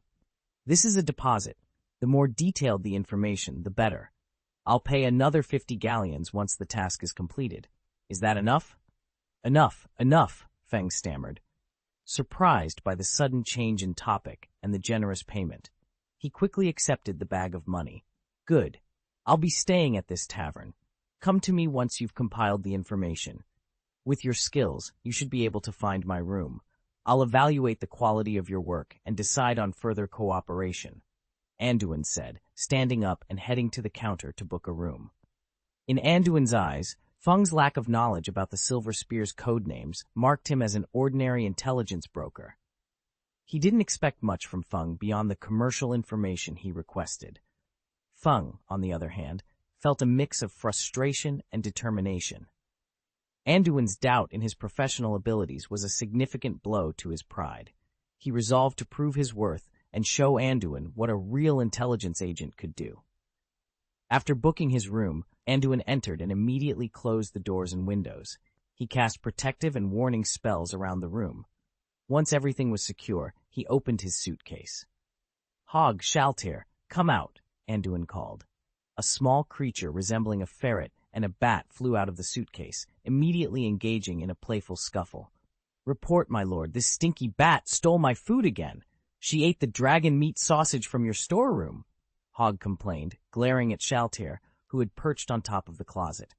"You were the one stealing the sausage. I saved it from you," Shaltir retorted, baring her teeth. Anduin sighed, rubbing his forehead. These two were always bickering, even when confined to the suitcase. If he had known earlier, he wouldn't have brought these two idiots along. "All right, why are you still messing around like children? It's time to work," Anduin shouted angrily. Upon hearing Anduin's reprimand, Hog immediately straightened up obediently, and Shaltir flew back to the ground, reverting to her original form. "My lord, is this Germany? Why doesn't it feel special?" "This room isn't much different from those in England," Shaltir remarked, looking around with a hint of disappointment. "Stop talking nonsense. What kind of difference were you expecting? You haven't even left Europe. It's normal for there to be some similarities," Anduin scolded her again, unable to hide his frustration. "My lord, what should we do next? Should we proceed as planned?" Hog asked seriously, sensing it was time to focus on their mission. "Yes, time is running out. We need to act quickly. However, the situation in Germany is more complicated than we anticipated. The overall plan will depend on the results of our investigation," Anduin explained. He then shared the information he had gathered that day with the two of them in detail. "So, Germany is on the brink of splitting, and this is the stronghold of the Silver Spears? Will they be causing trouble in this situation?" Shaltir asked, surprised by the revelation. "It's as chaotic as the United States." "I have the same suspicion. The club must be manipulating things behind the scenes, but we don't know the details yet. We need to investigate first," Anduin responded. He then took out a roll of parchment and unfurled it, revealing a detailed map of Burley. 4 conspicuous red dots were marked on the map, each located in different areas of the city. "This is a map processed by my enhanced mask tracker. From this map, we can see that there are 4 silver spears in Berlin alone," Anduin explained. He pointed to one of the red dots and continued. "This target is Golden Snidget, and he is located in the German Ministry of Magic that I just visited. The hidden identity of this individual is likely to be an employee of the Ministry of Magic." "Could the target be a high-ranking official from the Ministry of Magic?" Shaltir asked. "Unlikely. If the target has taken the elixir, they wouldn't appear particularly old now, Anduin replied. He then turned to Hog. This guy is the key. You will track him down yourself. Once you identify the target, remember to record the video, but don't go too deep into the Ministry of Magic to avoid exposure. End of this chapter.